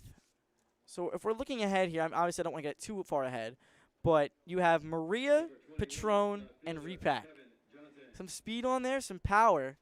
I think they're definitely capable of scoring a run or two. The key is getting that first guy on base, John, get a rally started. No matter how it happens, find a way to get on base, and that's Maria's job. Maria's definitely not a leadoff hitter, hasn't been a leadoff hitter most of his life, but he has to be in a leadoff hitter mode, whatever it takes to get on base, work a walk, hit by a pitch, whatever it is. Well, ball and 2 strike, or 1-0, now 2-0 on Johnson, making his first at-bat of the night. Came in for Nadora, as I would undoubtedly say a defensive replacement. The 2-0. Swung on and popped up, but that's going to go out of play. 2-1 the count. Quick look at the changes for the Generals. Now in center field, Johnson on the year comes in. He's hitting .263 with a home run and 10 RBIs. 15 for 57 with 9 runs scored and a couple of walks. So, I mean, it's a respectable average, but he's definitely not one of the mainstays on this team as he takes a strike. Now, ball 3 inside. 3 balls and no strikes on Johnson, and you don't want to lose a guy here who's a defensive replacement. You want to pound the zone. You're at the bottom of the order. The 3-0 pitch. Outside ball 4. Again, nobody warming in the pen for the Gens. So this is Delgado's game the rest of the way. It's interesting that nobody's warming up in the Gen. I discussed in between innings a little bit here with John and some of the other members up in the booth that it may have been Murphy's inning to come out of the pen here if Delgado got into trouble. So I'm not sure what they're expecting to do here now that he's been tossed. There is some changes in the defensive side. I mean, Paul Cook has shifted to right. Can't really tell who's out there in center. It might be, you know what? Conklin moves to center, and Ben Patron's going to be at short, or at second. Runner goes. The throw by Hernandez is not in time. So that's Patron over there at short. Zev Moore actually in second, and Conklin in center field. So not to look too far into the top of the 9th, as we need to get out of this inning here first. But Repack was due up third, so I think it's going to be Zev Moore actually in his spot now. I'm not sure exactly what the replacement would be. In left. I think Repack's still in left. Is he? I can't tell. We'll find out eventually. I think you're right. Zev Moore's at second. As the ball gets away from Hernandez, the throw to third. Oh, there is no throw to third. He had a chance at it, but now there's a runner on third with only 1 out. Figure out those defensive changes. So, yeah, Conklin's in center. Patron's at short. Zev Moore's at second. I think Repack's still in left. Defensively here for the Gens, they're going to play the infield in. The outfield also moved in about 3 steps. That was Conklin taking control there in center field and moving everybody in. And Bosen's a scary hitter as he takes 3-1 the count on Justin Bosen. Bosen today 1 for 3 with a triple. He's also grounded to first base and struck out. We've talked a lot about Delgado getting wild, John. It looks like he's getting a little wild right here. Ooh, nice pitch there. Nice fastball. Got Bosen guessing there. Check swing. And the count runs full. Garcia set. A 3-2 pitch. Bosen swings and sends one out to center field. Conklin coming on, and he can't make the play. The run is going to score, and that's an RBI single. As the Pilots get the run back, Johnson scores, and it's a 4-2 ball game. The Gens really had all the momentum heading into this inning, and I don't know about you, but 2 runs almost now might seem insurmountable. The way this game's been trending, 2 runs just feels like a whole lot. Absolutely. Looks like we might be getting some action in the pen here for the Pilots. He's come in from the pen, which signals to me that it's his inning for the 9th. I think if it wasn't his inning and he might come in mid-game, he'd still be out there throwing. So signaling that there's nobody in the pen right now, I think there's going to be a new pitcher coming in the 9th. I don't know if you want a chance throwing Pucek out there for the 5th time through the order as Kylietta sends one out to left field, coming in on his repack, and that's going to drop in for a base hit. So the 3 straight players have reached base, and we go back to the top of the order. Here comes Ryan Shepard. I think Del Garcio might be done. I think that's bad planning, bad foresight on the part of the Gens by not, having somebody ready in case they do get close like this. When you were within 1, you have somebody that can close the door. The pitch. First pitch is down low. 1-0 here on Shepard, who is 1 for 4 tonight. Having played the Gens so many times this year, I know the Gens are a team that have a lot of pitching depth, but this seems to be Del Garcio's ending for sure. There's no one up there in the pen at all. Good idea there by Patron trying to sneak in with the back pick. Not in time though. You got to get outs any way you can, and especially here where your pitcher isn't exactly performing the way he has the past 2 innings. It's tough. As there's squares around a bunch, Shepard did go. They say that's a strike, and the count will go to 1-1. McNally was playing back a little bit there. It looked like he was punting for a hit, even though it was first and second here. It was squared late. I don't think he's going to do it again. McNally moves in a little bit, not too much actually. Shepard does have speed. The 1-1. He swings right through that one. He is down in the count here, 1-2. He struck out twice today, but he has scored a run as he reached base on the drop third strike. And that was unfortunate. This is just a well-played game by both sides. The Gens really haven't been able to come up with any, timely hits. But I think if it does get to tomorrow, hopefully the Gens can score 2 or 3 runs in the top of the 9th. But if it does get to tomorrow, it's going to be an absolute dogfight.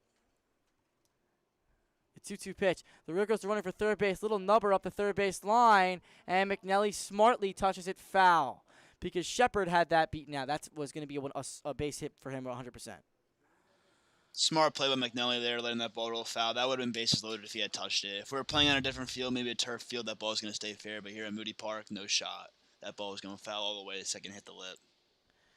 How do you change your approach when you're playing? You've played second, third, and short. How do you change your approach from position to position? You don't want to change your approach too much. You know, at second base you have more time, so you're going to be a little more relaxed. At third base, I play up on the grass a little bit here at Moody Park because the hops are so rough. But I don't change my approach too much. Here's the 3-2. The runners go. The throw to third base is not even really going to matter because Shepard walks. So that loads the bases here with only 1 out for the Pilots. And here comes Jimmy Romano with Vinny DiNicola waiting on deck. So you'd love a double play right here. Number 8, third baseman Jimmy Romano. If you're the Gens, you have to keep this game within striking distance. A hit here, and it's going to be tough. The Gens are going to play the infield all the way in, so that takes away the chance of a double play unless you're going to go to home first, then home then first.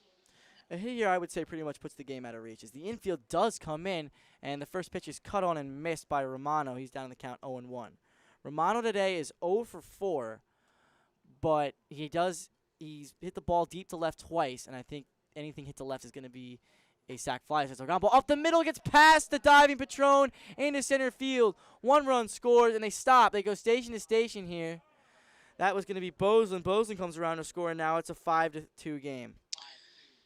I would have loved to see if the infield wasn't in there, if they could have rolled 2 on that. That ball was hit up the middle, but with the infield pinch, I think Patron may have been able to get there. Unfortunate luck here for the Gens. I was kind of wondering why he wasn't up the middle for that. You took a gamble. I can't really fault Coach Heffley right there. Looks like Del Garcia is done. He pitched well tonight. Nothing against him. And here comes Luke Potts. I guess they did have somebody ready. But 3 runs in the 9th inning, that looks tough. Compared to 1, it's doable, but they have to get out of the inning right here. It's definitely doable, but it's going to be, not a cakewalk exactly. But I think with the Pilots potentially going to the bullpen here, it's possible. Yeah, you really have to minimize the damage here for the Gens, keep this game within 3 runs. Here in the ACBL, John, it's a 40-game season. We've seen a lot of baseball, and I'm sure you know as much as me.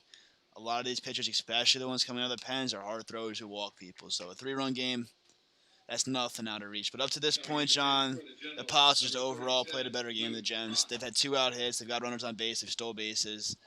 They have 1 error. The Gens have 3. The Pilots just played a better game in all general. Now, the guy I'm looking at if he comes in for the 9th, is going to be Chris Sabo. Now, Chris Sabo was part of that game, again, where the Gens came back from down 7-0, and I think he was responsible for 3 or 4 of those runs. He walks a lot of guys, you're right, he throws hard, but he doesn't have much control, and if the Gens can capitalize on that, I think they could do this. But if I'm Coach Hefty right now, I'm setting my sights on tomorrow at 2 p.m. Which this game will be broadcast there. I'll see what I can do. There's not really a press box out at Drew University where the game is going to be played, but you can bet I'm going to be there. It's interesting we talked about Luke Potts not being ready. I'm not sure where or when he warmed up because I've had my eye on that right field bullpen the last couple innings, and he has not been out there. So maybe he threw beyond the dugout, maybe he threw somewhere else, but he had not thrown in the bullpen for the last couple innings. So we'll see how he does here, bases loaded situation. Well, here's DiNicola, and the first pitch from Potts is in there for a strike. And I don't know about this, but I think I might have had Potts come in this inning. I think 2 innings out of Delgado was good. I mean, obviously you can't expect an implosion after he's done so well. But when you're primarily a relief pitcher, you might take him out. So no balls and a strike on DiNicola, who hasn't really done much since he homered in the first. The pitch. He takes down low 1-1. We talked about last batter, John. Bases, the infield was in, bases loaded, and the single sneaked through the middle. The infield's still in here, no double play depth at all. I'm surprised. Pitch is down low, 2-1. Maybe they're expecting a ground ball here, like a ground ball to third base, but that's what he's done twice tonight. And the pitch from Potts. Swung on, fouled back, and DiNicola evens up the count 2-2. Potts on the year. This is his 5th appearance. He's done 13 innings, given up 9 earned runs, striking out 7, walking 6 with a 1-0 record. As DiNicola pops one up down the right field side. That's going to stay in play, but it's going to go way foul. Luke Potts pitching to a 6.23 ERA, allowing 9 earned runs in 13 innings. See if he can have a little magic right here, get the Gens out. Only down 3. He kicks the pitch. Outside. Now the count runs full on DiNicola. No way around him. Nowhere to put him. Huge pitch here. Huge pitch. Game in danger of getting out of hand. Here it comes. Swing and a miss. He struck him out. DiNicola goes down on strikes. He is 1 for 5 tonight. And here comes Kyle Richards. If he isn't the most dangerous player on this team, he is the 2nd most dangerous player on this team. The Gens can get out of this here with bases loaded. It's 3-4 in the order. You have to imagine have some momentum going into the bottom of the 9th, top of the 9th. First pitch to Richards is taken outside, ball 1, just off the corner. And Richards is the 8th man to come to bat in this inning.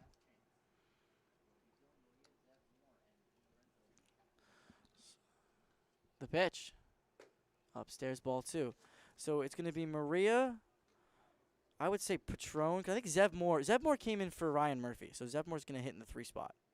So it's going to be Maria, Patron, and Repack. The pitch. Swung on. Fouled off. The count moves to 2-1 on Richards. Can you imagine if they actually come back from this? I believe that they could do it. I don't know if it's going to happen, but they could definitely do it. As the 2-1 pitch is swung on and fouled away to the right side. And I know I've talked to Richards. I mean, at the All-Star game, he was trying to hit home runs, but I think right here, he's trying to hit a grand slam. He's trying to make this game go out of reach, make it a 9-2 game, no chance of a comeback. Agreed totally, John. I'd do the same thing if I was him, if he had the power to do it. He pays the price for that one, swings and misses the 2-2 pitch. That's back-to-back strikeouts for Luke Potts coming in here, not giving up any runs, not letting any of those runs score. But the inning is over. The Pilots get 2 runs in the inning on 3 hits. We go to the 9th. Last chance time for the Gens here. Pilots are up 5-2.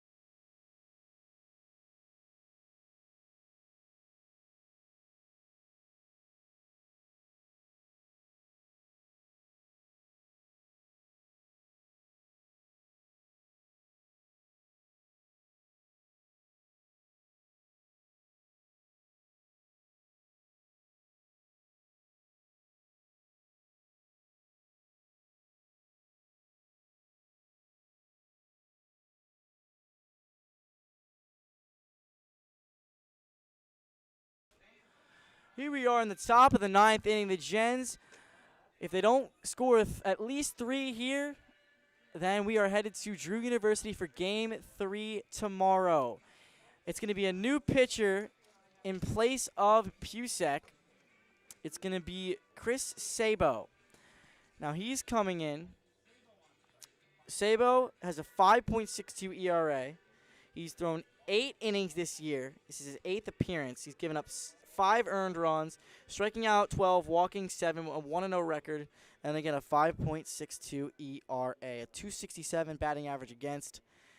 And we'll see what he can do right here against 8-9-1. Maria, Patron, and Repack here in the 9th inning. Got to score 3 to get it to the bottom. Maria struck out swinging his first time up, and that was an unfortunate set of circumstances. Obviously, 2 strikes that were questionable. But here we go. Sabo set. Pitching out of the stretch. The pitch. Maria takes strike 1 right down the pipe. 0-1. Something to note, John. A lot of coaches talk about taking a strike here in the 9th with a new pitcher, Sabo, someone who's wild or shown being wild in the past. I'm guessing that's something the Gens doing here, at least with Maria. Well, the 0-1 is down and away, so 1-1 the count.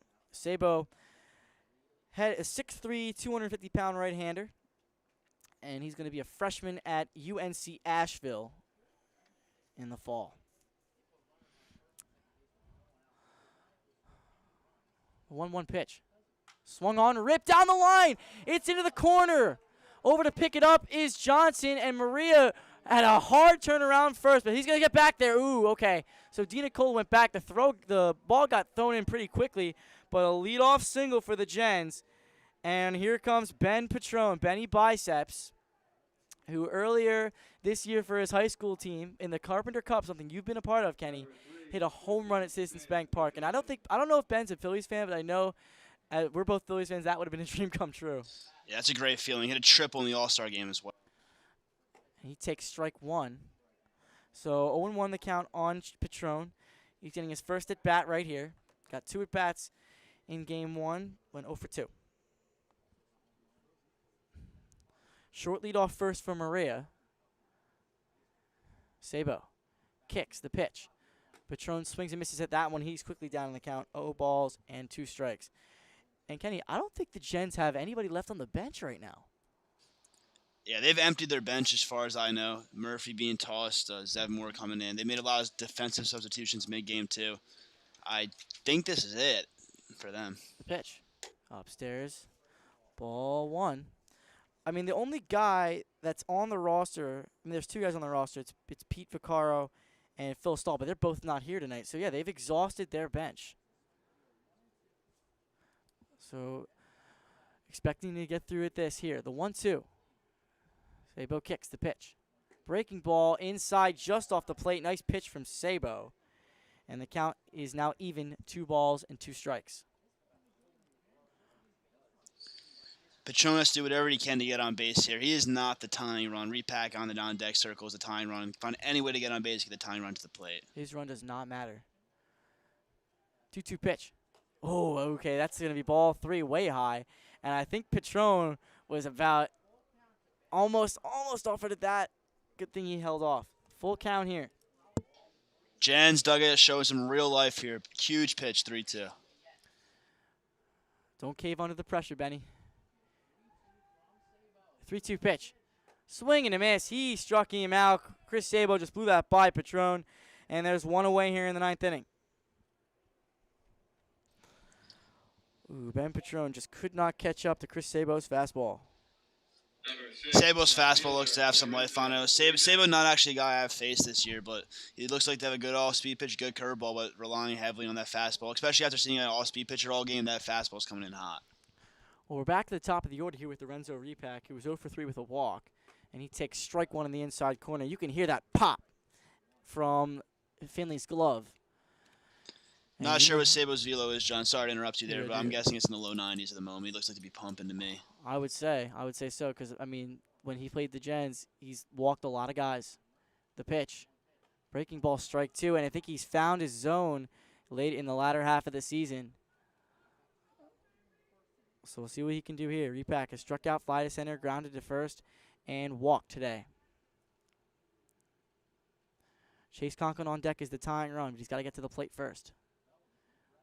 The 0-2 to Repack. Way outside, ball 1. I think Repack should just be looking for a pitch that he can just drive over Romano's head over at third base. Maybe leg out a double. Got to shorten up his swing here. The 1-2 from Sabo. Swung on and popped up. Finley gives it a look, but it's going to go out of play. Something interesting to note that you cannot see on the broadcast over at first base. Maria has taken a relatively small lead, and I don't see any reason why the Pilots should be holding him on at the moment. The Pilots' first baseman, Dita Cola, is holding on Maria, and even though his run means absolutely nothing, he should be playing in his pocket, really no doubt about it, playing back to make sure no ball squeaks through the hole there. Especially with a lefty like Repack who's going to pull the baseball. The pitch. Ooh, that was a nice pitch there. And the Pilots dugout showing their discontent with the home plate umpire. And I got to say, we've had some pretty good umpires in the ACBL this season, but I don't know about the guy behind the plate right here. So 2 balls and 2 strikes on Repack. Maybe he uses that gift, gets a single. Here it comes. Breaking ball. Oh, Pilots bench did not like that one again, and I think Repack's got to swing here because anything like 6 inches from the zone is going to be called a strike because those were big, big strike calls. And the home plate umpire is yelling at the Pilots bench because those last 2 pitches probably should have rung Repack up. So Lorenzo Repack better be aware that those 2 pitches were very, very close. Oh. Who's that? Somebody just got tossed. That's Kyle Richards. Kyle Richards has just been tossed from this game. So the 2 best players, I would say, on both teams have both gone, maybe ejected for tomorrow. The 3-2 pitch. Repack takes strike 3 on the outside corner, and I knew he couldn't do that. I knew you just couldn't do that. You couldn't get lucky 3 times. Maybe that one was a little bit of a ball, but now there's 2 away, and here's Chase Conklin. Zev Moore waiting on deck. Conklin tonight is 1 for 3 with a walk, a single. He's also grounded to second and popped to short. The pitch. Breaking ball, called strike right down the pipe for Conklin. And Sabo is bringing it tonight. This is a different pitcher than what we saw earlier in the season. Not to jump forward to tomorrow too early with some life here. 1 out left still, John. But if Kyle Richards is out for tomorrow, that evens it out with Murphy gone as well. 2 very similar players. Bats in the middle of the lineup, guys who can hit for power. So that's a huge break for the Gens, really. No, I would think it affects the Gens a little bit more because Murphy's actually a really good defensive right fielder, and Finley can catch both games, or I guess the only game tomorrow. Murphy can pitch as well a little bit, which is tough. There goes Maria. The pitch is upstairs. The throw by Finley gets actually cut off by Sabo, and Maria's a stolen base, but his run again means nothing. I wouldn't steal third though. It's nice to get a steal in the stat book sometimes. Maria probably doesn't have too many Probably this does year. not have one of those. The 2-1 pitch. Down low, 3-1. So don't look now, but Zev Moore, obviously Conklin has to get on base first, but Zev Moore represents the tying run. Oh, actually, that's Arcuri. Oh, I forgot about Arcuri. Arcuri's the last man off the bench. Conklin waiting. Sabo, the 3-1 pitch. Fastball right down the pipe. The count runs full on Chase Conklin. Just have a second. Gens down to their final strike here. See if Conklin can stay alive.